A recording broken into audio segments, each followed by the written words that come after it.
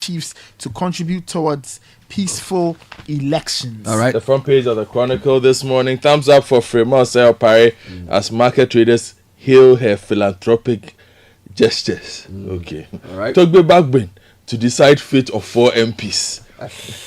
And the former speaker, Michael Quay, faults attempts to remove MPs from parliament. The Daily Guide says Nana endorses Baumia. Another stories, East Legon crash, we allowed our son to drive. That's coming in from the man of God, Elisha Salifu Amuaku. DVLA opens new Accra regional office. Napo addresses Memphis Varsity, and Samira woos Asante Achim North voters. The front page of the Business Analyst this morning, SNIT focus on improving returns according to the Director General.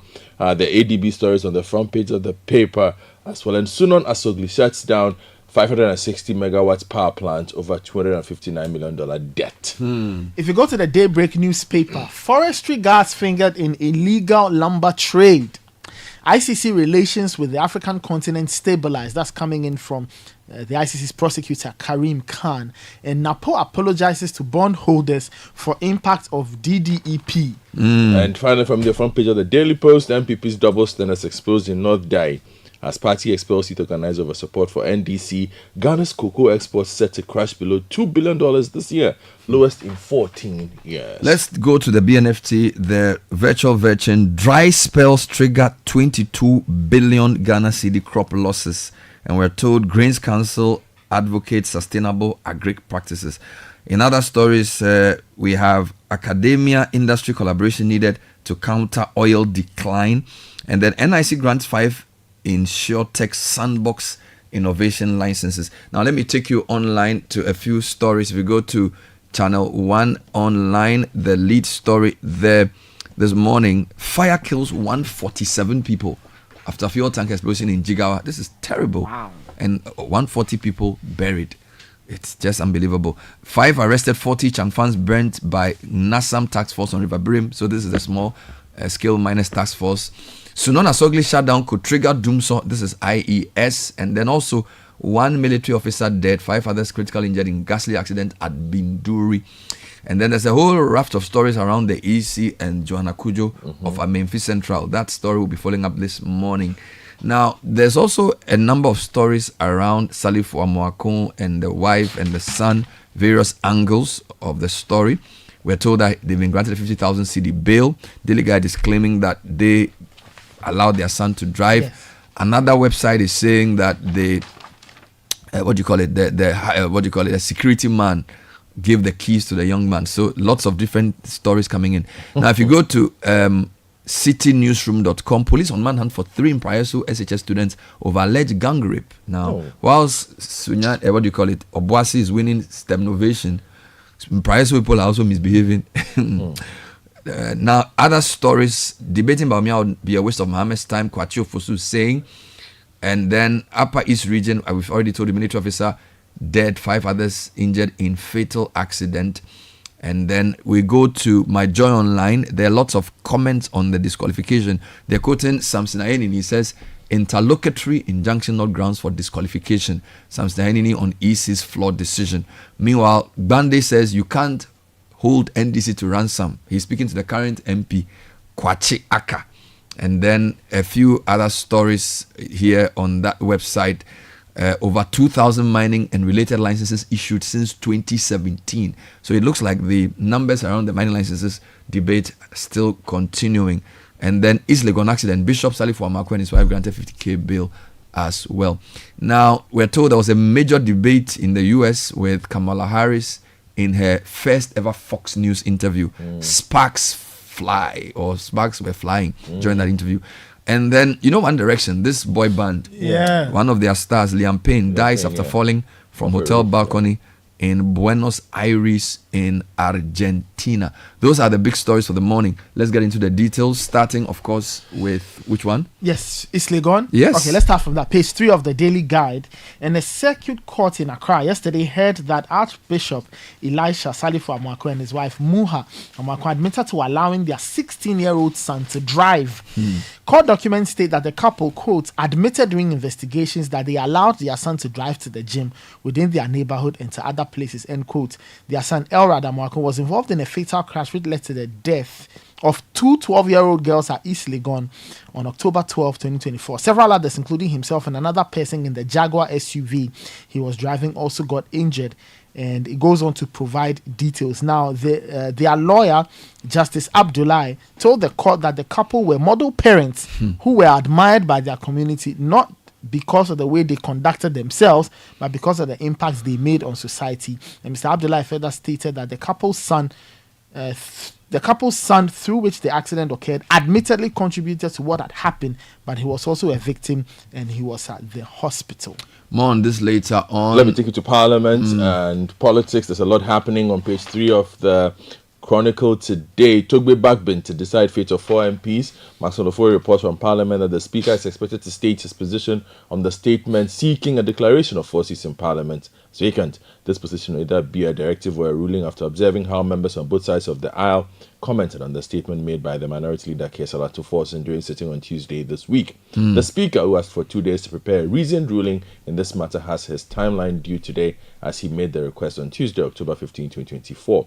Asking for leave to prepare a written response, the Speaker made the point that both statement and comments had raised quite serious issues of procedure and substantive law, and as such, he needed time to deal with them. On the same matter, on the same page, on page 2 of the same paper, a former Speaker, Michael Quay, Professor Aaron Michael Quay, has waded into the debate. In his view, the minority, which is pushing for that action to be taken, took the wrong step, as they, as parliamentarians, have no locus in that regard. Now, there's a lot of stories on the Amenfi Central parliamentary candidate. So the EC has disqualified NDC's Amenfi Central parliamentary candidate Joanna Jan Kujo. And this story I'm reading from Graphic Online. It says the NDC parliamentary candidate for Amenfi Central in the Western Region, Joanna Jan Kujo, has been disqualified from the 2024 parliamentary election. The commission, in a letter dated October 10, signed by Samuel Tete, Deputy Chairman in charge of operations, informed Joanna Jan Kujo about her disqualification based on a pending court case. Now, the basis of the court case is that she had been accused of knowingly forging her NDC party card and backdated same so that she would meet the 4-year test prescribed in the party's election guidelines. Then that, of course, we do know that one of the 4 MPs that the Speaker is going to rule on is the current MP, Aka, who was not happy with the manner in which Madam Kujo was declared or was acclaimed. Now, there are comments on this. So if you come, for example, to My Joy Online, one of their hosts and a lawyer says that this interlocutory injunction is no ground for a disqualification. All right. So a private legal practitioner has argued that the EC overstepped its legal boundaries by using an interlocutory injunction as grounds to disqualify Joanna Kujo. According to Samsiladi Ayenini, an injunction is a temporary order and does not have the legal weight to disqualify a candidate without a final court ruling. He was speaking on PM Express yesterday and he explained that interlocutory injunctions are provisional measures that do not settle the underlying legal disputes. The NDC, through their Deputy General Secretary, has been telling us this morning that the General Secretary will hold a press conference to decide on what to do. So, this is about to print the ballot sheets, right? Now, on other issues, the leader of the Yellow Ghana movement is also accusing the EC. So it's funny, on an interlocutory injunction, the EC is disqualifying a parliamentary candidate, but Mr. Sami Apia Dankwa is in court with the EC, and yet they seem to want to go ahead with the printing of ballot sheets because he says he'll be disadvantaged. So he also believes that they should hold on for his matter to be heard. So there will be a lot of EC issues this morning. Okay. Let's come to the power sector where there's... Sunona Sogli. Yes. On page 5 of the Daily Post, Sunona Sogli Limited has announced the shutdown of its operations due to the inability of the ECG to pay its $259 million debt. The company, in a statement released on October 16, said it was compelled to shut down on October 8 at 5 p.m. due to the debt. Quote, this difficult decision was necessitated by inability to fund our operations because of the failure of the ECG to honor their overdue payment obligations and their various promises to that effect. Meanwhile, the IES says that Ghana may be forced to import more power because of this. Now, don't forget, Sunana Sogli is 560 megawatts. That's pretty big. Now, the IES says even before the shutdown, Ghana had been importing power for the past 4 weeks. Citi News was told by IES Executive Director Nana Mwesi the 7th that this situation highlights the urgent need for sustainable solutions to secure Ghana's power sector. Now, he says, we are getting out of the wet weather. The impact may be felt in the coming days, You remember that the last year, around December 4th, they shut down for the first time, and the ministry intervened swiftly. But this time around, they are choosing to start with an importation and probably go to the deck and meet Sunon Asogli. Now, still on the power sector, the current minister is saying that he will listen to stakeholders in the proposed merger between PURC and the Energy Commission. So Herbert Crapper, Minister of State at the Ministry of Energy, says that engagements are ongoing for the proposed, or to finalize the proposed merger between the Public Utility Regulatory Commission and the Energy Commission of Ghana. Now, he was speaking at the Customer Focus Week at the Energy Ministry. He says government hopes to get an efficient regulator after the stakeholder consultation. Right. Well, let me tell you about cocoa, also on page 7 of the Daily Post. And Ghana, the world's second largest cocoa producer, is at risk of seeing its cocoa exports and its crash below the $2 billion mark in 2024. It will be the lowest since 2010. Wow. According to a Joy News Research Desk report, it reveals that the country's once reliable cocoa industry is on track to bring in its weakest export earnings in over a decade. Now, the factors include illegal mining, erratic weather patterns, crop diseases, and rampant smuggling. This is serious. Let's come to the graphic. Yes, if you stay on the theme of declining production, PIAC is here, and it's saying that the country must adopt a multi-pronged strategy to efficiently deal with the declining oil production. Now, a member of PIAC, Constantine Kujeji, made the call and explained that the multiple strategies should be focused heavily on economic diversification, sustainable exploitation of petroleum resources, promotion of renewable energy, and the development of local industries. And was speaking on the first day of a 2-day technical consultative workshop in Accra. On the decline. Now stay on that page. Central Regional Minister is speaking on Galamsey. Yes. What's he saying? Yes, Madam Justina Marigold Assan says the public must tame greed and selfishness across the societal spectrum in order to stem the wanton destruction of the environment for gold. She said while the government and the president had made efforts to provide alternative livelihoods for people engaged in illegal mining, such interventions had been refused by the targeted population because the efforts were not get-rich-quick interventions. And she was speaking at a town hall meeting in Cape Coast on Tuesday. I have 2 stories on Galamsey for you. One is the small-scale miners have been collaborating to essentially stop illegal mining. So they've arrested 5 and burnt 40 changfans on the Brim River. Now we are told, the military went there last week with Freduho and co. The people were back after the military left. So it looks like it's cost 90. Now, the Ghana National Association of Small-Scale Miners Task Force has arrested 5 persons for mining in the Brim River at Mampong in the Tiwa East District of Eastern Region. The task force also set ablaze about 40 changfans and confiscated 2 newly built changfans which were just about to be deployed into the Birim River by the Galamseyers. The suspects are part of numerous recalcitrant illegal miners who returned to site to continue their illegalities a few days after the military visited the area. I think you will say, come for your stone. 2 of them were arrested right in the middle of the river when the task force surrounded them. Now, what's the point in sending soldiers to a place, clear the place for 2 days, and then people come back there? Now, Edem Srem has put out a video of a number of Galamseyers mining on the Birim, like a couple of days after the soldiers left. Right now, still on mining and the environment, the Fourth Estate had a very interesting story here. It says, don't just promise to revoke LI mining in forest reserves. Terminate leases granted under, this is CSO, Seth Bokwe is reporting, that civil society organizations are urging government not only to pledge the revocation of the law regulating mining in forest reserves, but also cancel all mining leases granted under LI 2462. They argue that such actions would demonstrate the government's genuine commitment to environmental protection rather than simply yielding to pressure from labor unions and environmental civil society groups. Now, this is Darobosu of Darucha, convener of the Media Coalition Against Illegal Mining, Kenashigbe and others. They say while the government decision to repeal the law is welcome, there are still pertinent issues that remain unaddressed. And they're saying, for example, that there are leases that have already been granted under the existing LI that must also be revoked once the new LI is put in place. We'll keep an eye on that story. If you go to page 16 of the Daily Graphic, Oliver Bakavomo granted 20,000 CD bail.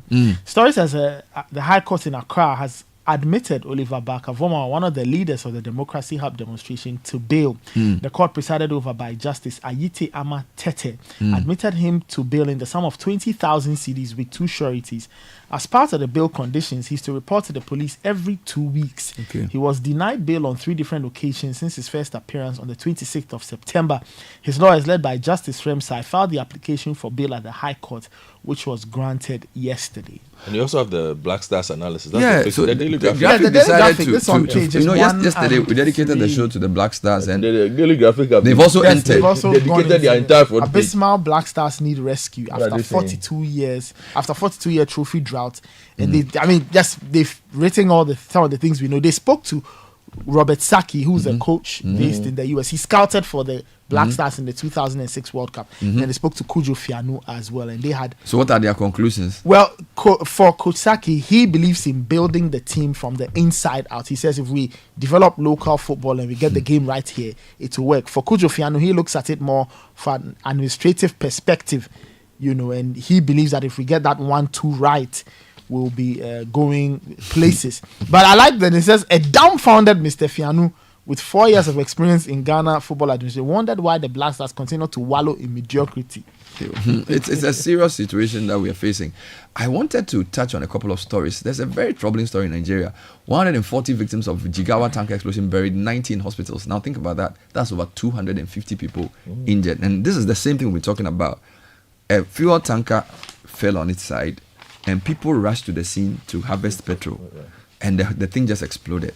So now, and this happens in Ghana sometimes too. A mass burial has been conducted for 140 victims of the petrol tanker explosion that took place at a place called Maijia.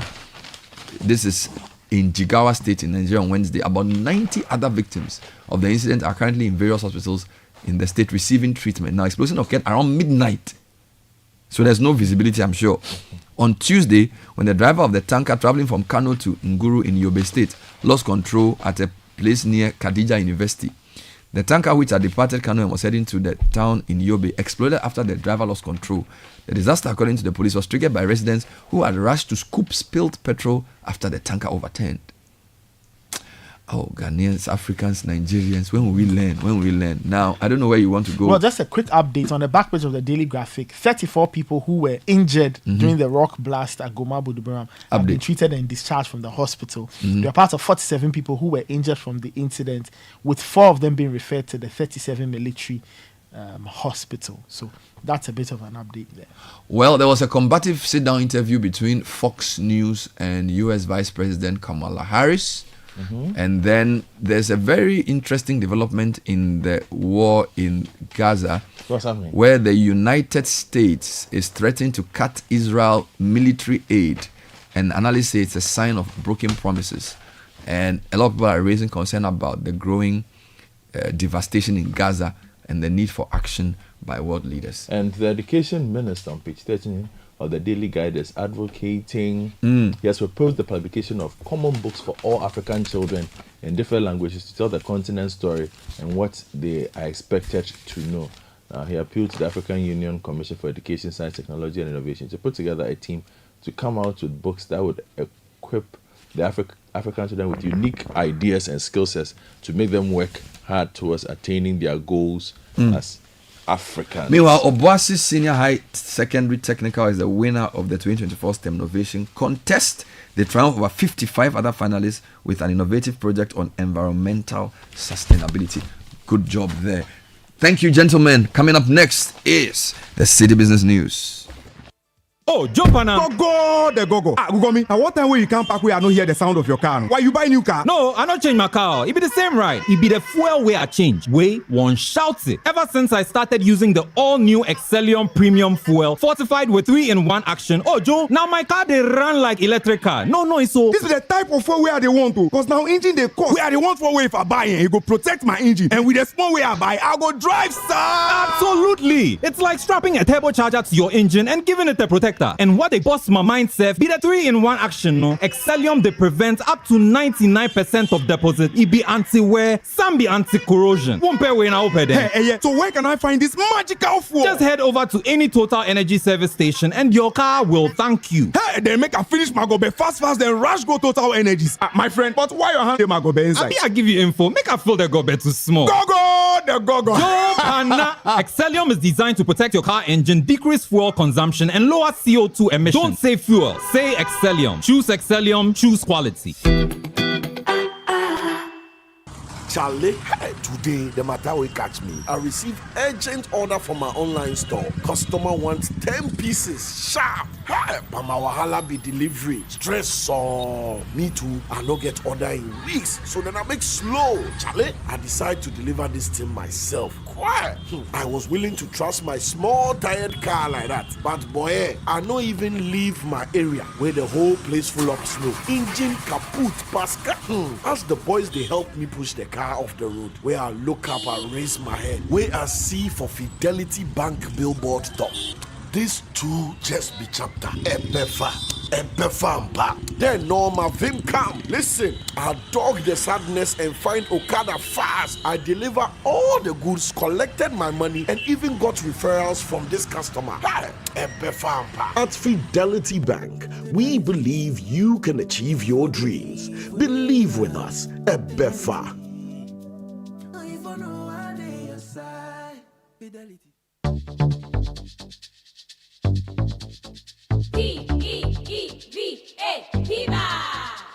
Looking for a burst of flavor in every sip?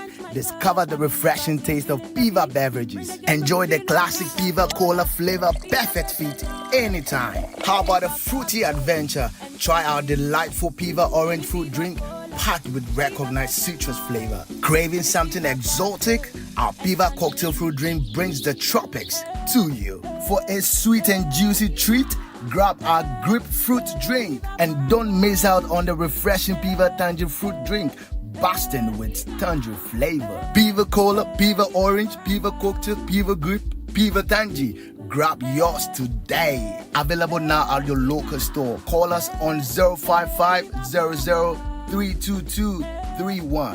Piva, a taste you'd love. This advert is FDA approved. P for Piva.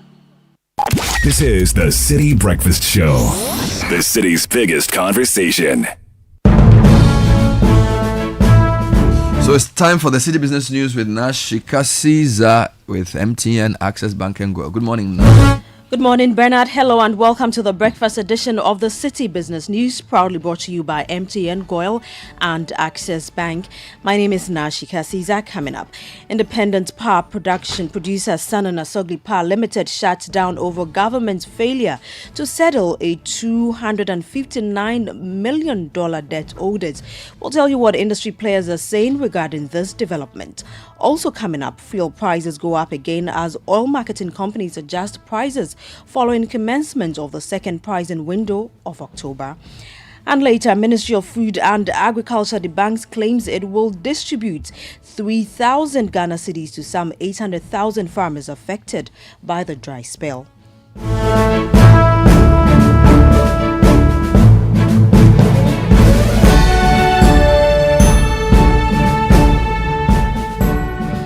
Let's settle for the details of our stories now. Independent power producer Sanana Sogli Power Limited has announced the shutdown of its 560 megawatt plant due to the Electricity Company of Ghana's failure to pay a debt of $259 million owed the company. In a statement, Sanana Sogli revealed that the ECG has paid only 22.6% of the invoices under the cash waterfall mechanism between January and September 2024, leading to the shutdown on Tuesday, October 8. The cash waterfall mechanism mandates ECG to pay monthly payments to various stakeholders within the electricity value chain. However, in September, the Public Utilities Regulatory Commission raised concerns about the ECG's non-adherence to this framework. Nana Moise VII, the Executive Director of the Institute of Energy Security, has been speaking to City Business News regarding the latest development in the power sector. The inefficiencies in the ECG particular, and to some extent the NETCO. And so if the distributor that hangs around the end of the chain is unable to collect all the revenue from the power sales, then of course they won't have enough to put into the cash waterfall mechanism or vote to ensure a fair and equitable distribution to all the utilities. ECG today is struggling with transmission losses, is struggling with technical and commercial losses as high as 30%. It means that if you give them about 1,000 megawatts to distribute, they can barely, account for 70% of that. And when you read from the PRC's own report, it's telling us that over the last 6 months, the amount of revenue that ECG is collecting is as low as 45% of expected revenue. Definitely, the cash waterfall mechanism cannot effectively work when ECG is experiencing those inefficiencies. Nana Moise VII is the Executive Director of the Institute of Energy Security. Now, stakeholder consultation is ongoing to finalize the proposed merger between the Public Utilities Regulatory Commission (PURC) and the Energy Commission of Ghana. That's the indication the government has given after the proposal sparks consent among industry players. The planned merger is to streamline regulatory functions, reduce operational costs, and help eliminate potential overlaps in the oversight of Ghana's energy sector. But the Minister of State at the Energy Ministry, Herbert Kwapa, says the government hopes to get an efficient regulator after the engagements. My position is the position that will be the outcome of the stakeholder consultation. What we are looking for is an efficient regulator, whether the technical and the financial are put together to ensure that we are more efficient, more effective, or whether we continue to decouple them. The consultations are ongoing. My position is the position of the outcome of the consultations, ultimately culminating into an efficient regulator for the benefit of the Ghanaian people. Herbert Kwapa is the Minister of State at the Energy Ministry. Now, the producer price inflation PPI rate for September 2024 stood at 30.4%. This rate indicates that between September 2023 and September 2024, the PPI increased by 30.4%, representing a 2.8 percentage point decrease compared to the 33.2% recorded in August 2024. The month-on-month change in the PPI between August 2024 and September 2024 was 0.6%. The producer price inflation in the industry sector, excluding the construction sector, decreased from 44.6% in August 2024 to 43.0% in September 2024. The rate in the construction sector increased to 23.2% in September 2024. In the services sector, the rate decreased from 14.0% in August 2024 to 12.3% in September 2024. Moving on, some oil marketing companies, OMCs, have begun upwardly adjusting fuel prices at the pumps following the commencement of the second pricing window for October. Prices at the pumps are inching upwards to 15 cedis, a development that many industry observers had predicted. Citi Business News' Daniel Sakiti has more in the following reports. The price hikes come as the cedi continues to depreciate against major international trading currencies, placing additional pressure on import costs. At the same time, global market price for refined petroleum products has also been on an upward trajectory, making it inevitable for OMCs to adjust their prices locally. Shell has already taken the lead with its second price increase in October, raising prices by over 50 pesos as the second pricing window begins. Currently, a litre of petrol previously selling at 13 cedi 79 pesos is now being retailed at 14 cedi 72 pesos per litre. Diesel, previously selling at 14 cedis 35 pesos, is now being retailed at 14 cedis 99 pesos. The current increment is already causing concerns among commuters who fear a potential rise in transportation fares. Industry analysts suggest that unless the cedi stabilizes or global oil prices reduce, these periodic hikes may persist. That report was filed by Citi Business News' Daniel Sakiti. Now, the National Petroleum Authority, NPA, is calling on oil marketing companies, OMCs, to invest in replacing old pumps at their service stations, as these outdated pumps may be contributing to under-delivery of fuel to consumers. This comment comes after an inspection exercise at the Goil at Impoku service station, where an alleged incident of fuel pump tampering was reported. Eastern Regional Manager of the NPA, David Owusu Kenya, speaking to the media after the inspection, affirmed the Ghana Standards Authority's finding that Goil at Impoku station is dispensing the correct fuel quantity. My advice to the OMCs is for them to strengthen their compliance officers, empower them to deliver, and as well the stations themselves should be able to do some of these checks on a daily basis. It doesn't take much effort to check your volumes early in the morning and maybe midday and then in the evening. You understand? So once these checks are being done, it brings some of these issues down. And also, I must say that they must also invest in, some of them, let me be specific, must invest in their businesses. Some of them are using very old pumps, extremely old pumps, now which requires frequent maintenance.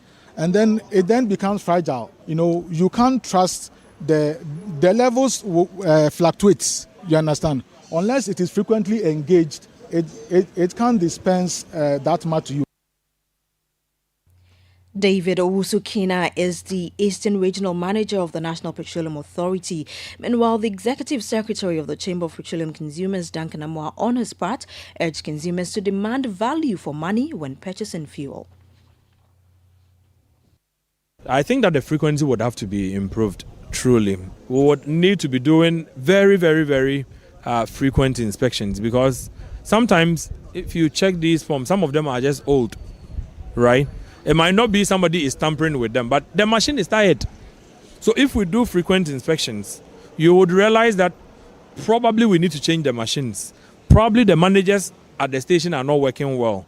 Probably people are also tampering with the machines to do whatever. We need to intensify the inspections. For me, if we could do this every week, I'll be happy. Across Duncan Amoah is the Executive Secretary of the Chamber of Petroleum Consumers. Now, the government is refuting allegations regarding plans to distribute a cash grant of 3,000 Ghana cedis to 800,000 farmers affected by the dry spell in the northern and middle belt of the country. The Ministry of Food and Agriculture insisted that it will provide 1,000 to farmers who have been severely impacted by the drought and are registered on the Ghana Agribusiness and Agriculture platform. The Minister of Food and Agriculture, Dr. Brian Echampo, provided this update on the government relief packages to affected farmers during the parliamentary session on Wednesday. Now, on the Forex market today, the dollar is trading at 16 cedis 50 pesos. The British pound is selling at 21 cedis 40 pesos, and the euro could be sold to you at 18 cedis. And that's it for the breakfast edition of the City Business News, proudly brought to you by MTN, Goyle and Access Bank. My name is Nashika Sizameni. Thanks for spending your time with me. Do have a great business day. For over 60 years, Good Energy has served you top quality fuels. Goyle brings you Super XP for a smooth ride. It is available in Goyle stations nationwide. Goyle Super XP is fortified with special additives which help your engine perform better and use less fuel. Goyle Super XP is quality fuel, the ideal choice for most vehicles. Energize your ride with Goyle Super XP. Who feel ya? Huh? Who be feel? Good energy. Yeah, The other day, I visited Kweku at his spunky new office to congratulate him on opening his business. And man, was I impressed. The business is just moving quick. The sales, customers, everything is just working seamlessly. The secret? He said, it's MTN Business Broadband. In this fast-paced environment, we need fast and reliable internet to support all business types. No laggy online meetings, great download and upload speeds, impeccable business management systems, all inclusive. I mean, you can have it all. Sharp! I signed on immediately. To enable your business stay ahead and stay connected, make sure you're signed on to the best internet made just for businesses. MTN Business Broadband. Sign up today on broadband.mtn.com.gh and manage your account on my MTN app. Call 0244-308-111 for more information. We are good together everywhere you go. This is the City Breakfast Show, the city's biggest conversation. It's another one.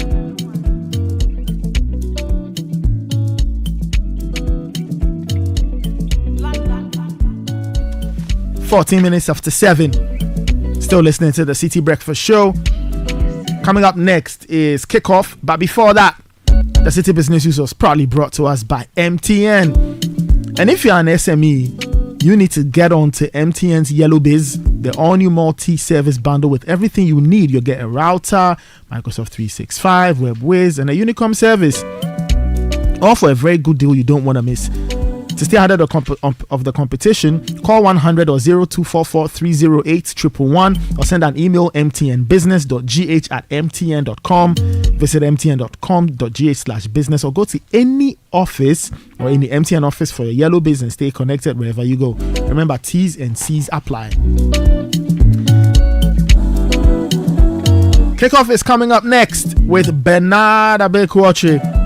Kickoff is proudly brought to us by Zonda. Zonda Ghana Limited is your one-stop shop for quality trucks like Shantui bulldozers, excavators, graders, payloaders, rollers, power pickups, TX trucks, and oil tanks, all made and assembled right here in Ghana. So go to their office on the Temaplao Road or visit any of their 7 branches and walk away with some proper equipment. Call 0501 772222. Zonda, built in Ghana, building Ghana.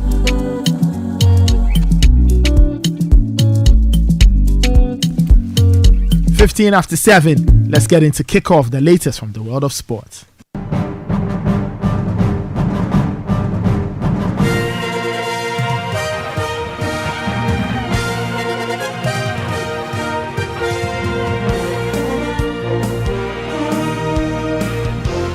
This is Kickoff. Hello, I am Bernard Abekuoche. Welcome aboard. We are proudly powered by Shell, Shell, Zonda GH, Politan Ghana, Papa Nunye. In the next 10 minutes, Mohamed Kudus is in the news, not for the wrong reasons, but has issued an apology to Ghanaians after that poor showing against Sudan. Plus, Paul Pogba has opened up. He's been talking retirement and other issues.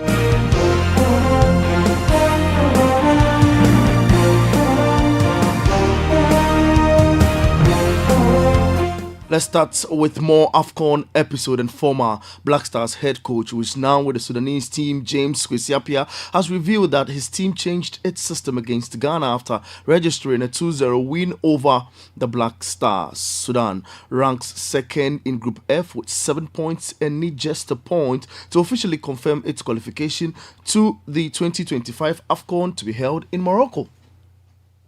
Yeah, today's game was really difficult. Playing against Ghana, Ghana is one of the best countries in terms of football. And, we went to Ghana to play a goal Electoral, but we knew that playing here would be a very difficult game. We did our best. We had to change our system of play. And fortunately, it did work. Even though we won 2-0, I think the boys killed themselves, for the nation, Sudan. Sudan will now shift focus to the CHAN tournament. They will take on Tanzania in the qualifiers. Here's their head coach, James Kwesi. Going to the CHAN competition, I understand we are playing Tanzania. So from here we'll go to Mauritania to prepare the team to play against Tanzania home and away. Tanzania is a very strong team in terms of football, so it's not going to be easy.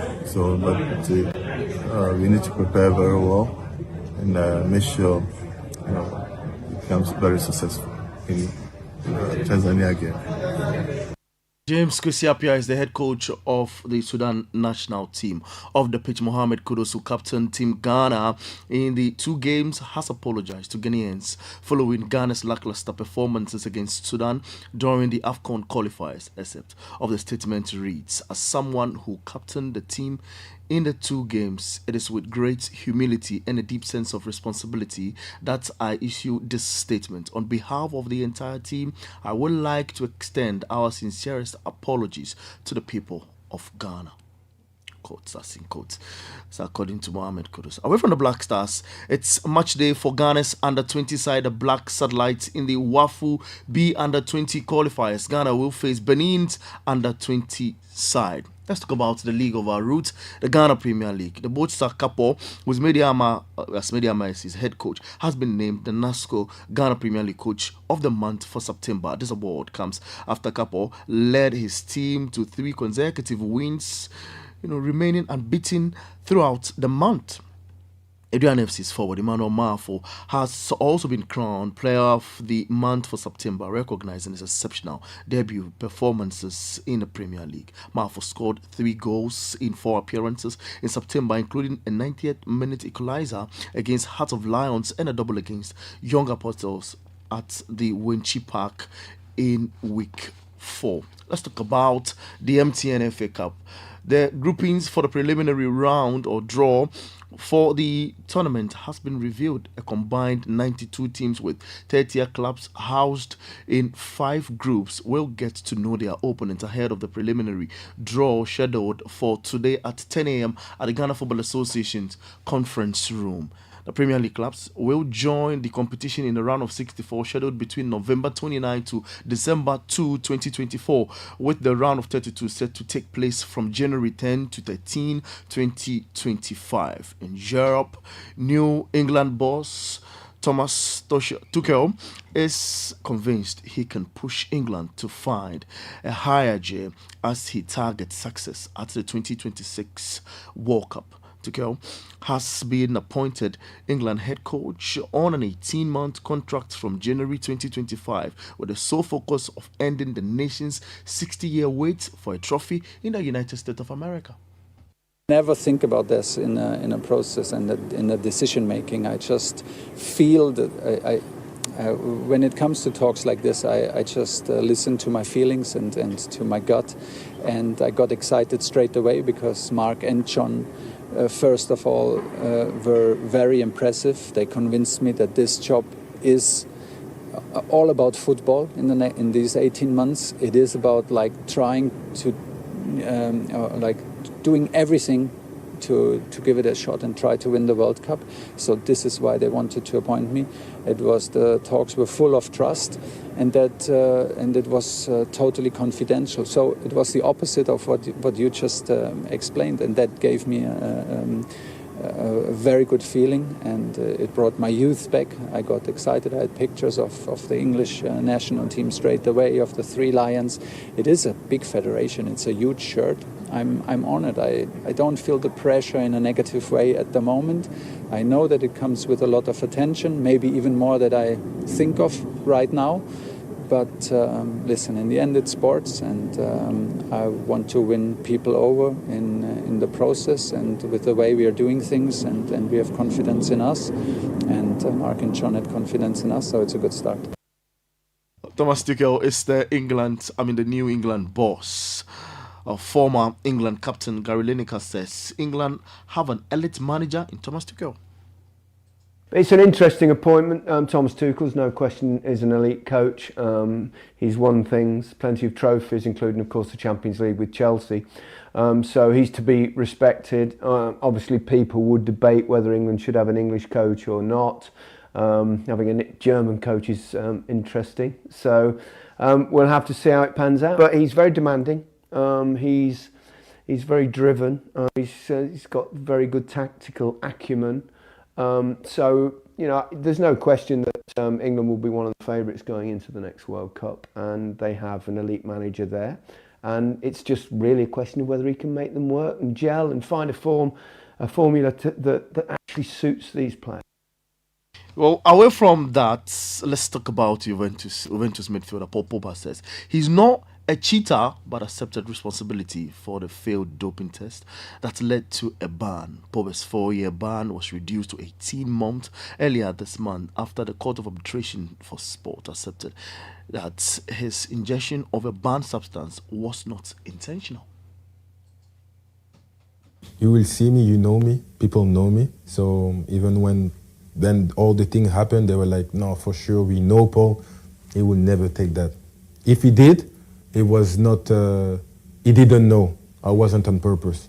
And this is totally the truth. And I'm an honest person. I would say it. At the end, I would say it. Yes, I did because I felt like I needed it. But that's not the case. And this is not me. I am not a cheater. I'm someone that love my sport. I love the game. Paul Pogba, the Juventus midfielder. That's your sports this morning on the City Breakfast Show. For more sports stories, log on to citysportsonline.com. On X, we are at City Sports GHA. Thanks to Shell, Leshell, Zonda GH, and Polytank Ghana. Papa Nuni.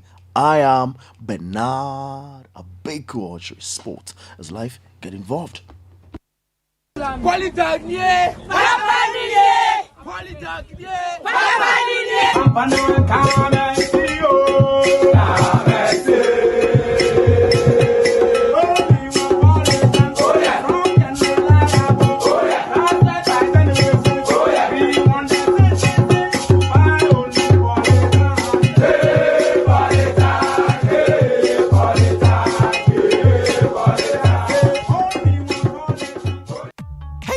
Yo, I dey tire for Abu chef. See, everything I do, Abu won't do some. Last year, I bought a cattle farm in Yanton. I see he go buy a farm next to mine. I marry Fauzia. No, he marries Fauzia's sister. I buy my motorbike. I see no, he go buy motorbike too. But you don't see since you buy your bike, he has bought 4 motorbikes, which have all broken down. He don't maintain bikes at all.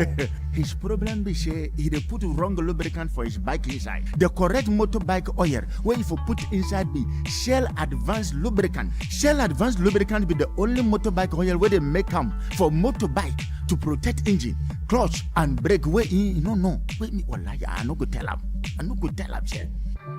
Hey, well, hey, where you go? If you don't go tell Abu, me I go tell him say make you use Shell Advanced Lubricant for him bike. Hey, visit any Shell station or distributor today to get your Shell Advanced Lubricant for your motorbike. Shell Advance, complete protection for your bike. Guys, Charlie, you know that mining contract I've been chasing for years now? I just got awarded the deal. But the issue is where to get the right and quality heavy-duty trucks to execute this job here in Ghana. Relax, my guy. Remember my recent construction deal at Pokwase? Zonda sorted me out. Zonda? What? Who is that? Zonda Tech Ghana Limited is your one-stop shop for machinery, heavy and light-duty trucks, and pickups. They have the Shantui bulldozers, graders, payloaders, rollers, poor pickups, 4 land light trucks, TX trucks, and oil tanks. Made and assembled right here in Ghana with top-notch after-sales service and standard prices. Made in Ghana. This is amazing. You haven't seen my Zonda Power pickup, which I take to the office? Strong, durable, and tough on our roads. Hey, that's from Zonda too? Absolutely. Zonda is the right place for you, my guy. Oh, now I am sorted with Zonda. Zonda Tech Ghana Limited, your solution for heavy and light-duty trucks. Located at Tema, off the Flower Road. Call 0501-772-222 or 0501-773-333. Zonda, built in Ghana, building Ghana. In a world where only the best survives, you need a fuel that can match your drive. A fuel with unparalleled protection for your engine, superior efficiency, and unrivaled performance. A fuel so unbeatable, when you get behind the wheel, you'll focus on what really matters. The journey ahead. That fuel is Shell V-Power. Because no other fuel gives your engine better protection, better efficiency, and better performance. Be unbeatable. Drive unbeatable. Shell V-Power. Shell, go well. Join the Republic Verse. Enter the Republic Bank space. Online or within the banking hall, we open the right doors for you to make the most of life. With our suite of superb banking products and services, our clients, corporate, SME, investments, and individuals get to enjoy amazing benefits. Republic Bank, we're the one for you. We're the one for you.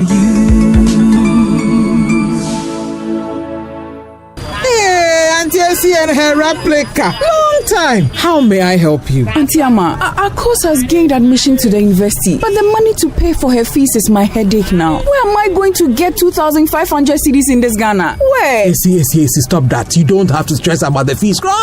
Hey, keep your cloth. John Mahama and the NDC say when they come to power, all first-year students in all public universities, technical universities, college of education, and nursing training will pay no academic fees. The first year is free. Hey! This is the best best news I've heard this year. Wow. See, that is not all. Listen! JDM says continuing students can apply and access a student loan plus, which is higher than the normal student loan, to support the payment of their fees. So when a course goes to second year, she will have access to the student loan plus to continue her education. Wow. God bless you, JDM. What is so heartwarming is a free tertiary education for our brothers and sisters who are physically challenged. JDM, God bless the stomach that gave birth to you. Vote for change.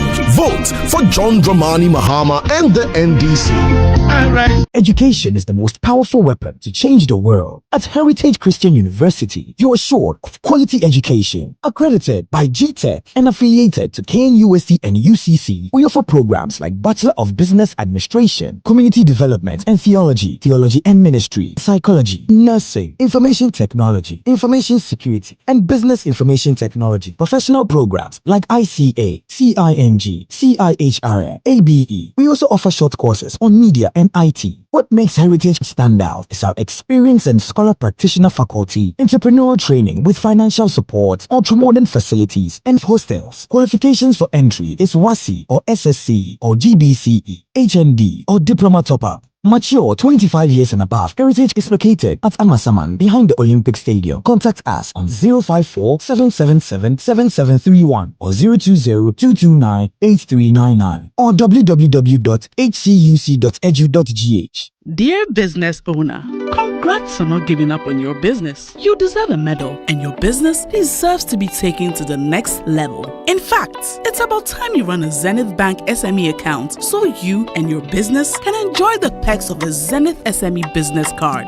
Oga and Oga Madam status. The Zenith SME Business Card is a Visa debit card for making secure payments for goods and services. Enjoy great benefits such as free customized digital SME training, free marketing toolkits, access to Visa practical skills training, and more. Unlock the potential of your business today. Visit any Zenith Bank branch nationwide and sign up for the Zenith SME Business Card, the ultimate payment solution for SMEs. For more information, visit www.zenithbank.com.gh or call 0302-680-884 or 0307-086-370. Zenith Bank, in your best interests. Charlie, awesome is what you see and appreciate. Switch to Samsung Galaxy A06 fast and enjoy vibrant and expanded display.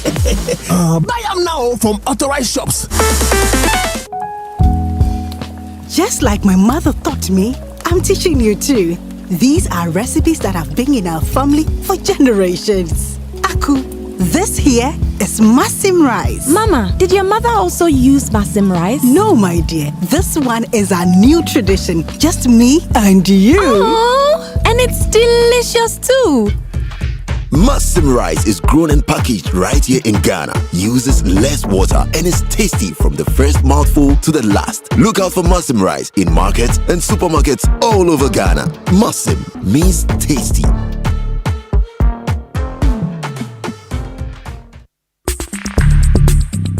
Join the conversation on the City Breakfast Show on Facebook at facebook.com/City97.3, Twitter at twitter.com/City973, and Instagram at instagram.com/City973 with the hashtag CityCBS.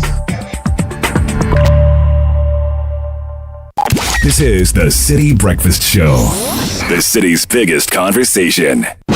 The City Breakfast Show. Rise above the noise.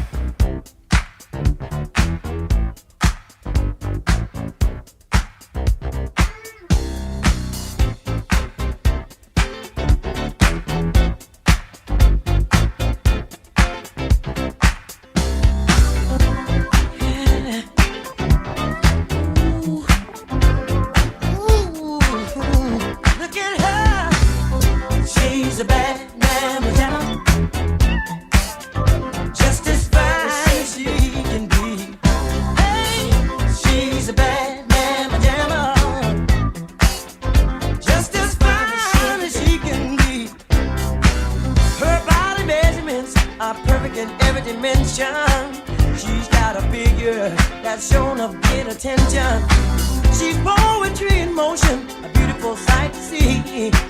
I get so excited viewing her anatomy. She's real Oh, she's got all the girls a man like. She's real.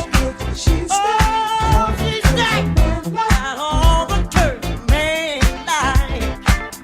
Look at her. She's a bad man, a gemma. Just as fine as she can be. Hey, she's a bad man, a gemma. Oh. Just as fine as she can be. Looks like she's born into the gold she ran. The essence of beauty, ooh, such lovely hair. She's boxy classy, oh, sexy sassy. She's heavenly, a treat for the eye to see. She's real, oh, she's stacked. Got all the curves a man like. Oh, she's real. Oh, she's got all the girls a man like. Ooh, she's a bad man, a gemma. Ooh, she's bad, just as fine as she can be. Hey, 7:35. Carl Carlton. Lots of birthday requests coming in this morning.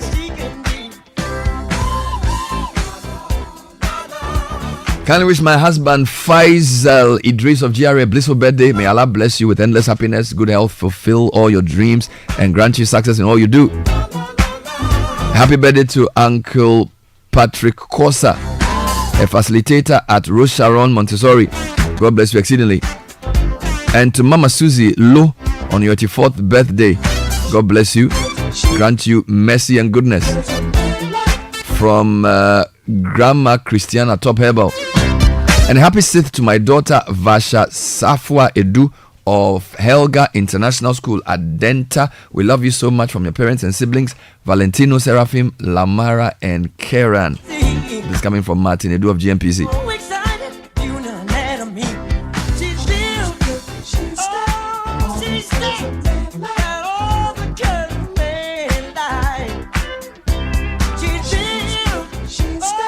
A few more coming in. Happy birthday to Eunice Britum, Associate Director Consulting, and Mastura Adam of the Tax and Regulatory Department of Deloitte. That's coming from the country managing partner Daniel Kwejowusu and all the staff. As always. Yeah, belated birthdays. In addition, belated birthdays to Dorcas Binding of Assurance Department and Chanel Yadom, all of Deloitte.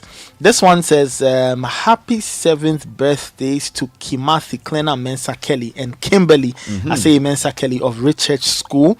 The message is your adventures are just beginning. Keep shining bright and keep being the amazing twins that you are. From your parents, Josh and Ruth. Happy birthday to Nancy Adu Parison. God continue to bless you and make you great. From Lawrence, Kevin, and Eugene Parison. 7 weeks to election 2024. Have you decided who you're voting for? There's a very interesting article in the Graphic Center spread this morning, which I want us to touch on briefly.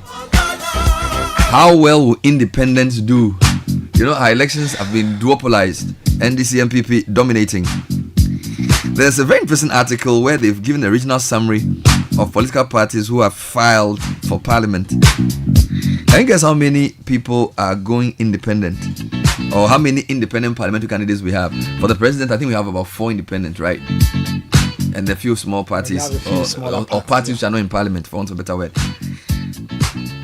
Now, we have 276 constituencies with 801 candidates. I see. So that's about roughly 3 to 4 candidates per constituency. Guess how many of them are independent candidates?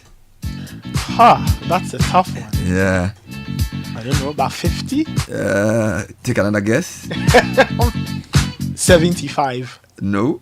It looks like I'm way short of the number. Yeah, keep going. So about 120. You are close. 111. Oh, 111. Which is interesting because, you know, for a long time we've had smaller parties or parties like CPP, PPP and co.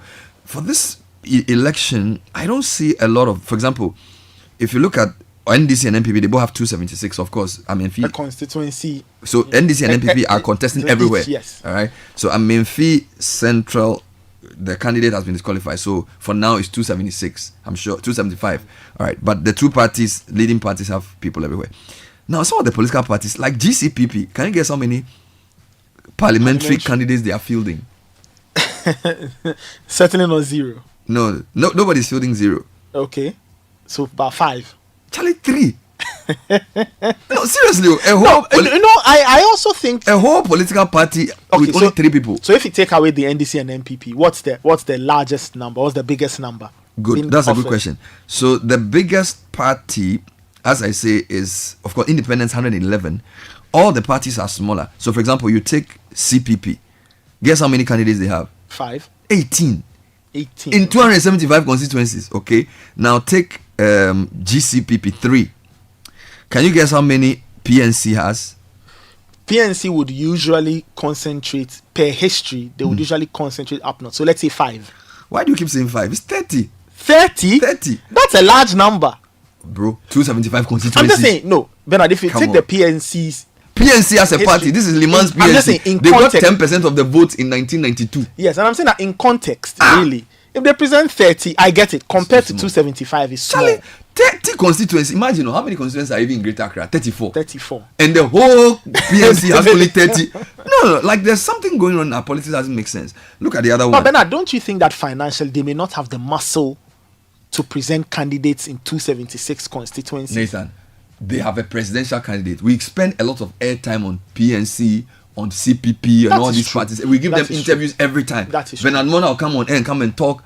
The whole PNC has only 30 parliamentary candidates. That's what I'm saying, that there could be reasons. Look at another one. In fact, it's funny. The actually, so of all the parties, which one is the largest? PNC. PNC has 30. Then LPG has 29 as the second. CPP with all the noise have only 18. NDP have 17. Charlie, this is terrible. Why is it terrible? I mean, the duopolization of our politics has gotten to almost epidemic proportions. Like, think about it. NDC and NPP both have 275. Yes. Okay, with Amenfi Central to be decided. Yeah. The third category is independent. Yes. And I'm happy with that. 111. So that tells you that there are people who want to run but don't want to join parties, which also means that the parties are not seen as visible vehicles. If 111 people will file as independents, meanwhile we have how many parties? Look, apart from NDC and NPP. So let's assume independent candidates don't want the two. They didn't see GCPP as viable. GFP, GUM, LPG, NDP, CPP, APC, PNC, PPP, PHG. PPP has 13. APC has 10. I mean, how? What about the alliance? GUM has 7. What about with all that? I mean, imagine GUM. GUM was the I think GUM was third. Yeah. So they didn't build on it. So see, this is the thing. The politics seems to be like some seasonal game of convenience. It's not a conviction thing. Where I mean, imagine Gumo. He was third last year. How many independent candidates? He has 7. GUM has 7. And his parliamentary candidates, there's 1 in the northeast, 1 in Savannah or something, and then 4 in Central. He doesn't even have a candidate in Greater Accra. So what happened to all the people he was with last time? Maybe they're easy to change the law. No. And think about it too. On the presidential ballot, you had as many as 21 people wanting to be president. Yeah.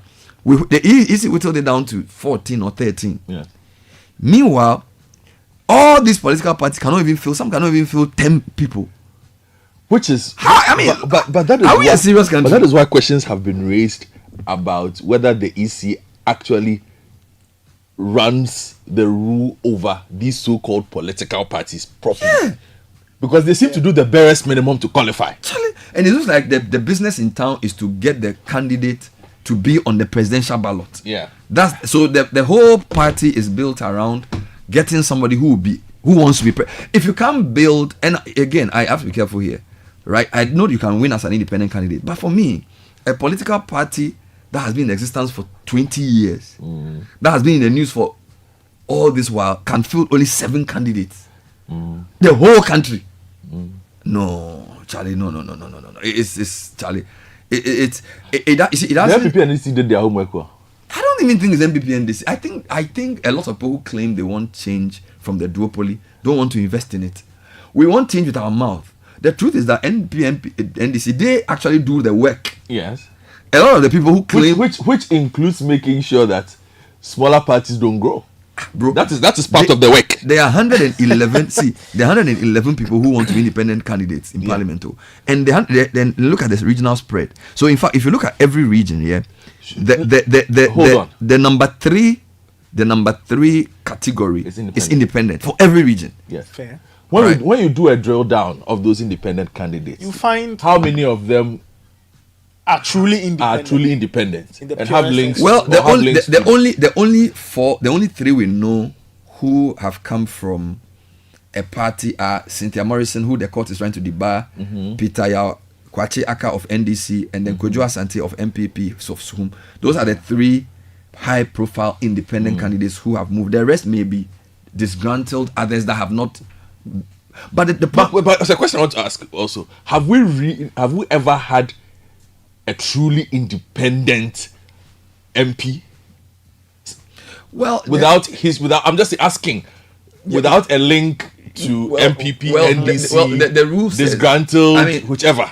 What I know is that the rule says that you have to join majority or minority, but you can be an independent. No, I'm just saying, not in Parliament, contested as a pure independent on the basis of I am an independent and won the election. I don't remember. Are you talking parliamentary? Parliamentary, yes.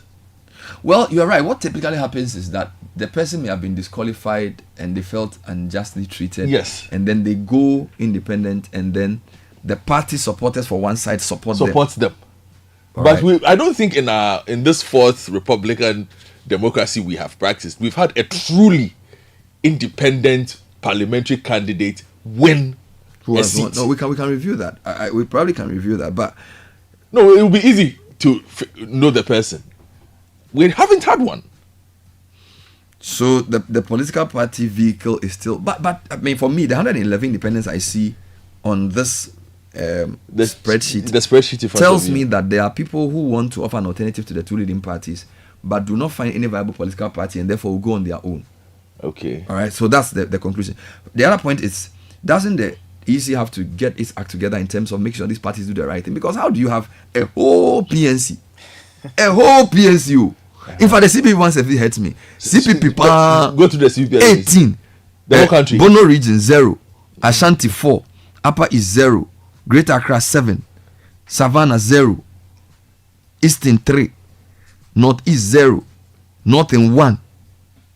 CPP pound Northern 1, OT 0, Upper West 0.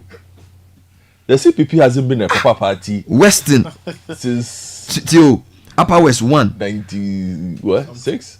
Western 1. Okay, Western 1, rather. Upper West 0, Western 1. Bono is 0. Ahafu 0. Central 1. CPPU, Central and Western. Imagine Central region. The Western and Central again. Central 1, Western what? CPP has one parliamentary candidate in the Western region and one parliamentary candidate in the Central region. They should shut down the party. Voter 0. They should shut the party down. No. Question to Ghanaians: would you vote for an independent candidate? So, like, on the president, who is an independent candidate? Alan is an independent candidate.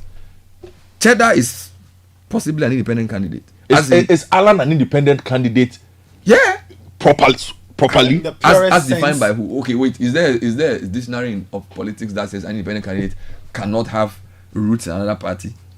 Oh no, you can. An independent candidate is a party. Somebody who's Alan is independent. Cheddar is independent. No, Alan has his own party. Yeah, but he decided to run as an independent candidate because he says that a party vehicle does not help him. So when I interviewed him, he said the reason he wants to be independent is that he believes that he can then bring people from all sides together. But if he forms a party, he's limited to his party. So independent is like we are saying, even if somebody is good in NDC or MPP, they can work with me. That's his argument. Which is, and Cheddar to so the Afafrato movement is not a political party. It's a vehicle for organization, but it's not a political party properly so called. So he's going to say that's why some. So they don't have structures. You see, which is why some other groups came and said he will be their candidate, because there were other groups that also wanted to put up a candidate, and they came and said. So I think like Abu Sakare's group, they said we are also an independent group, so we will support Alan. Okay. Now my point is, NDC and MPP have dominated our policies for long. the appetite for independent candidates suggests that there are still people who feel that there should be some sort of alternative, and yet they don't see any political party. You are claiming is because the NDC and NPP have decimated those parties. Well, that's neither here nor there. Because if they themselves can even unite, I mean, look at small parties, they are still fighting. A party has you have 30 candidates in parliament, and yet you can't even have one meeting to elect a flag bearer without confusion. You get it? I don't know whether we should blame the leading parties for this. For me, it also shows the mindset, right? A lot of them want to ride on either dislike for one of the main parties or support for the other, which is not really independent, okay? The question to listeners is, would you vote for an independent candidate, even for parliamentary? All right, would you vote even for parliamentary? Now, the analysis the graphic has done suggests that independent candidates may impact the texture of the parliamentary majority or minority. Because if, for example, these 4 people who are here, if they actually go, they will definitely impact the chances of their leading their existing parties. Okay, it's possible. I've seen some high-profile independents, like what's the name? A+. He's going independent. I think in the central region. There are a few of them like that. You know, truly independent.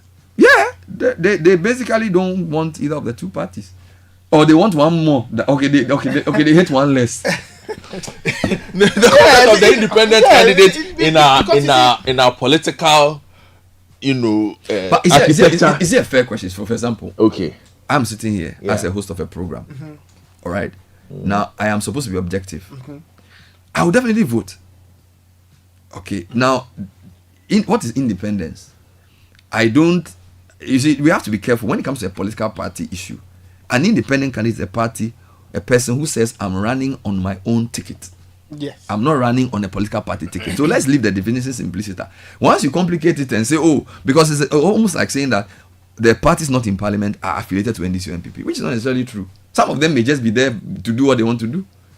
Okay, my question though is that will people take a chance on an independent candidate? People taking a chance on you means that people have to be sure that there are no links between you and the duopoly that they do not want in power. Which is why I'm saying you cannot do away with your roots, but what so-called. But wait, you need to convince the voting public. I challenge the premise of your second point. Okay, people do not want the duopoly in power. People want the duopoly. I'm talking for parliament. Okay. Yes. In parliament. Since 1992, people have shown that they want the duopoly. They want the duopoly, yes. They've shown it by the way they vote.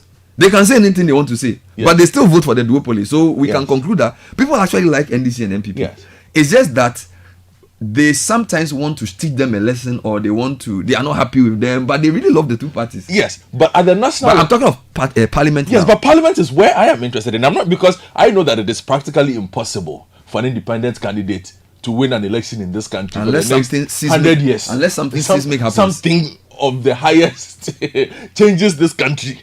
But at the parliamentary level, you are surprised that they've not been successful that much. The name Hawa Ogede has come up, and I do concede that when she won in '92, she was clearly an independent. There was also, before she lost it, there was also a guy who nearly won in this constituency. He's called Teo Okuno. He even had TV adverts. Yes, he had a broom.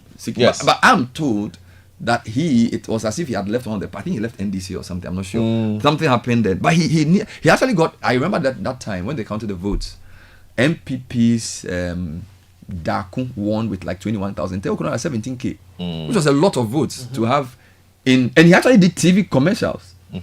So there haven't been that many independent candidates. Yeah. And maybe because they feel Ghanaians will not vote for them, and therefore it's easier to get into parliament by tying your coattails to a leading political party, because their structures will help you, their legal team will speak for you.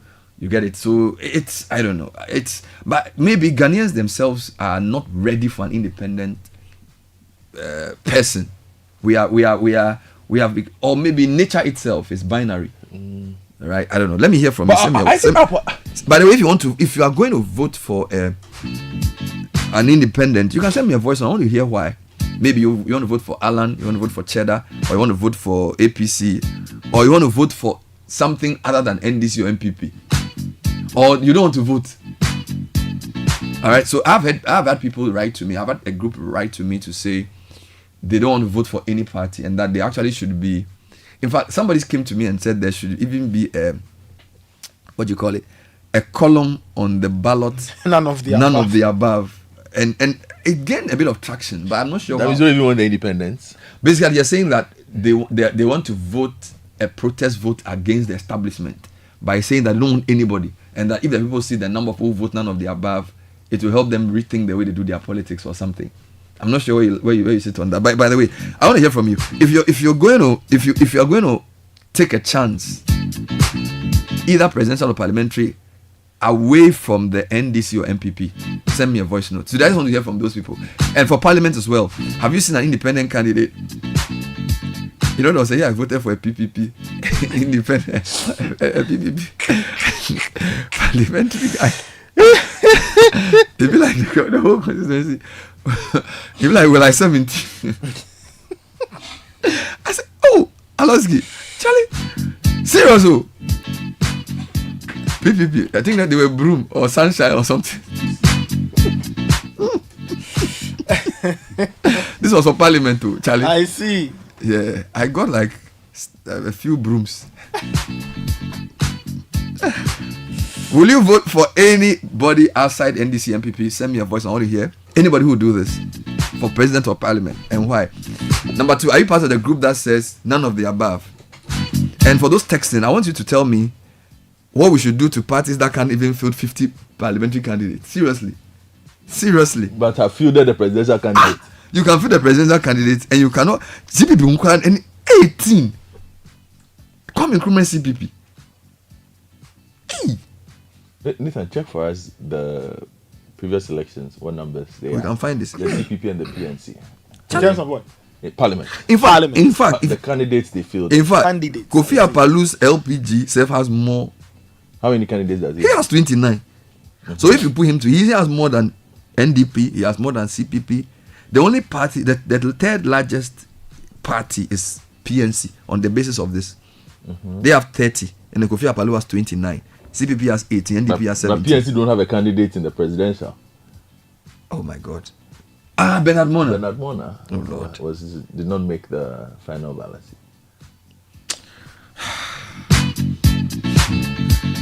It looks like but it's independent, truly independent. That's the $1 million question. Let me do a few announcements before we go take a jump in the trends. To all female entrepreneurs, agribusiness owners, and young entrepreneurs out there, we see you. We understand the challenge you face. Your story matters, and we're happy to support you every step of the way. In partnership with the MasterCard Foundation, ABSA is offering SME loans at 10% interest rate per annum. That's almost unbelievable. We've already disbursed over 600 million cedis to over 1,600 businesses within the past year, and 67% of them are women-owned enterprises. Go to absa.com.gh or visit your nearest ABSA branch because your story matters. Have you thought about what true convenience means? Well, let's keep it simple. Convenience is finding easy solutions to everyday hassles. And speaking of easy solutions, have you heard about the M-Care from MTM and MedPharma? That's convenient healthcare for everyone. Well, being sick is no fun, and neither is waiting in long queues for healthcare. But with M-Care, all that hassle disappears. With the silver and gold packages, you get to choose between 10 Ghana cedis or 161 Ghana cedis per month, and enjoy access to a doctor anytime, anywhere, and an efficient e-pharmacy with medication delivered to your doorstep. Download the MedPharma app to sign up to the silver or gold package today. Do you find yourself going through the pain of sore throat, nasal congestion, and need quick relief? Or do you still take the same old lozenge without getting the relief you seek? Worry no more. Lozati lozenges, a 100% natural and refreshing throat lozenge with 7 pleasant tasting flavors, including cola, honey, lemon, ginger, peppermint, orange, and 2 sugar-free formulations, propolis and strawberry.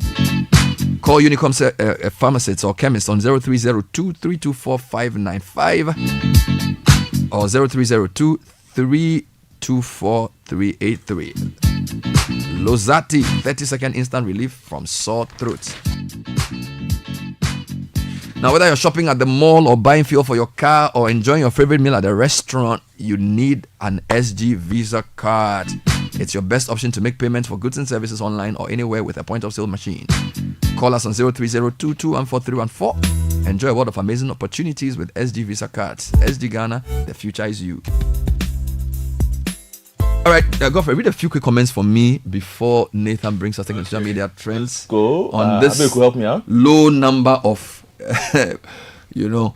Okay, so Kofi Intama brings up how Yakubu Gede, 92, before she joined the NPP later on. So she actually won? She won, yes, She but won. then they did some co-mininis back in the day. So she joined the yes, she won. Yes, she won in 92. She won. So she was in the 93 parliament Yes. as an independent candidate.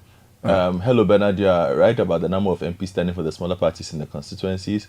How Yakubu was truly independent when she won her seat. Yes, we have all come to accept that. Yeah. Bernard, the independence candidate for Asin South, Mr. Damche, was a member of the NPP. He was disqualified during their internal primaries in 2019. He has run as an independent candidate in 2020, and he is back. This is Obo from Juma Kon. Good morning, Bernard and team. I strongly don't think there's any independent candidate in Ghana. All those posing as independents win the election and go to parliament and align with one party or the other. They have never shared an independent view on any matter. Godfred is right. Kofi Abua Amasaman. Bernard, I think anyone who wants to be president of Ghana should carry himself well to attract votes. Seriously speaking, do you think we will elect a president who will be representing the soul of the nation locally and internationally?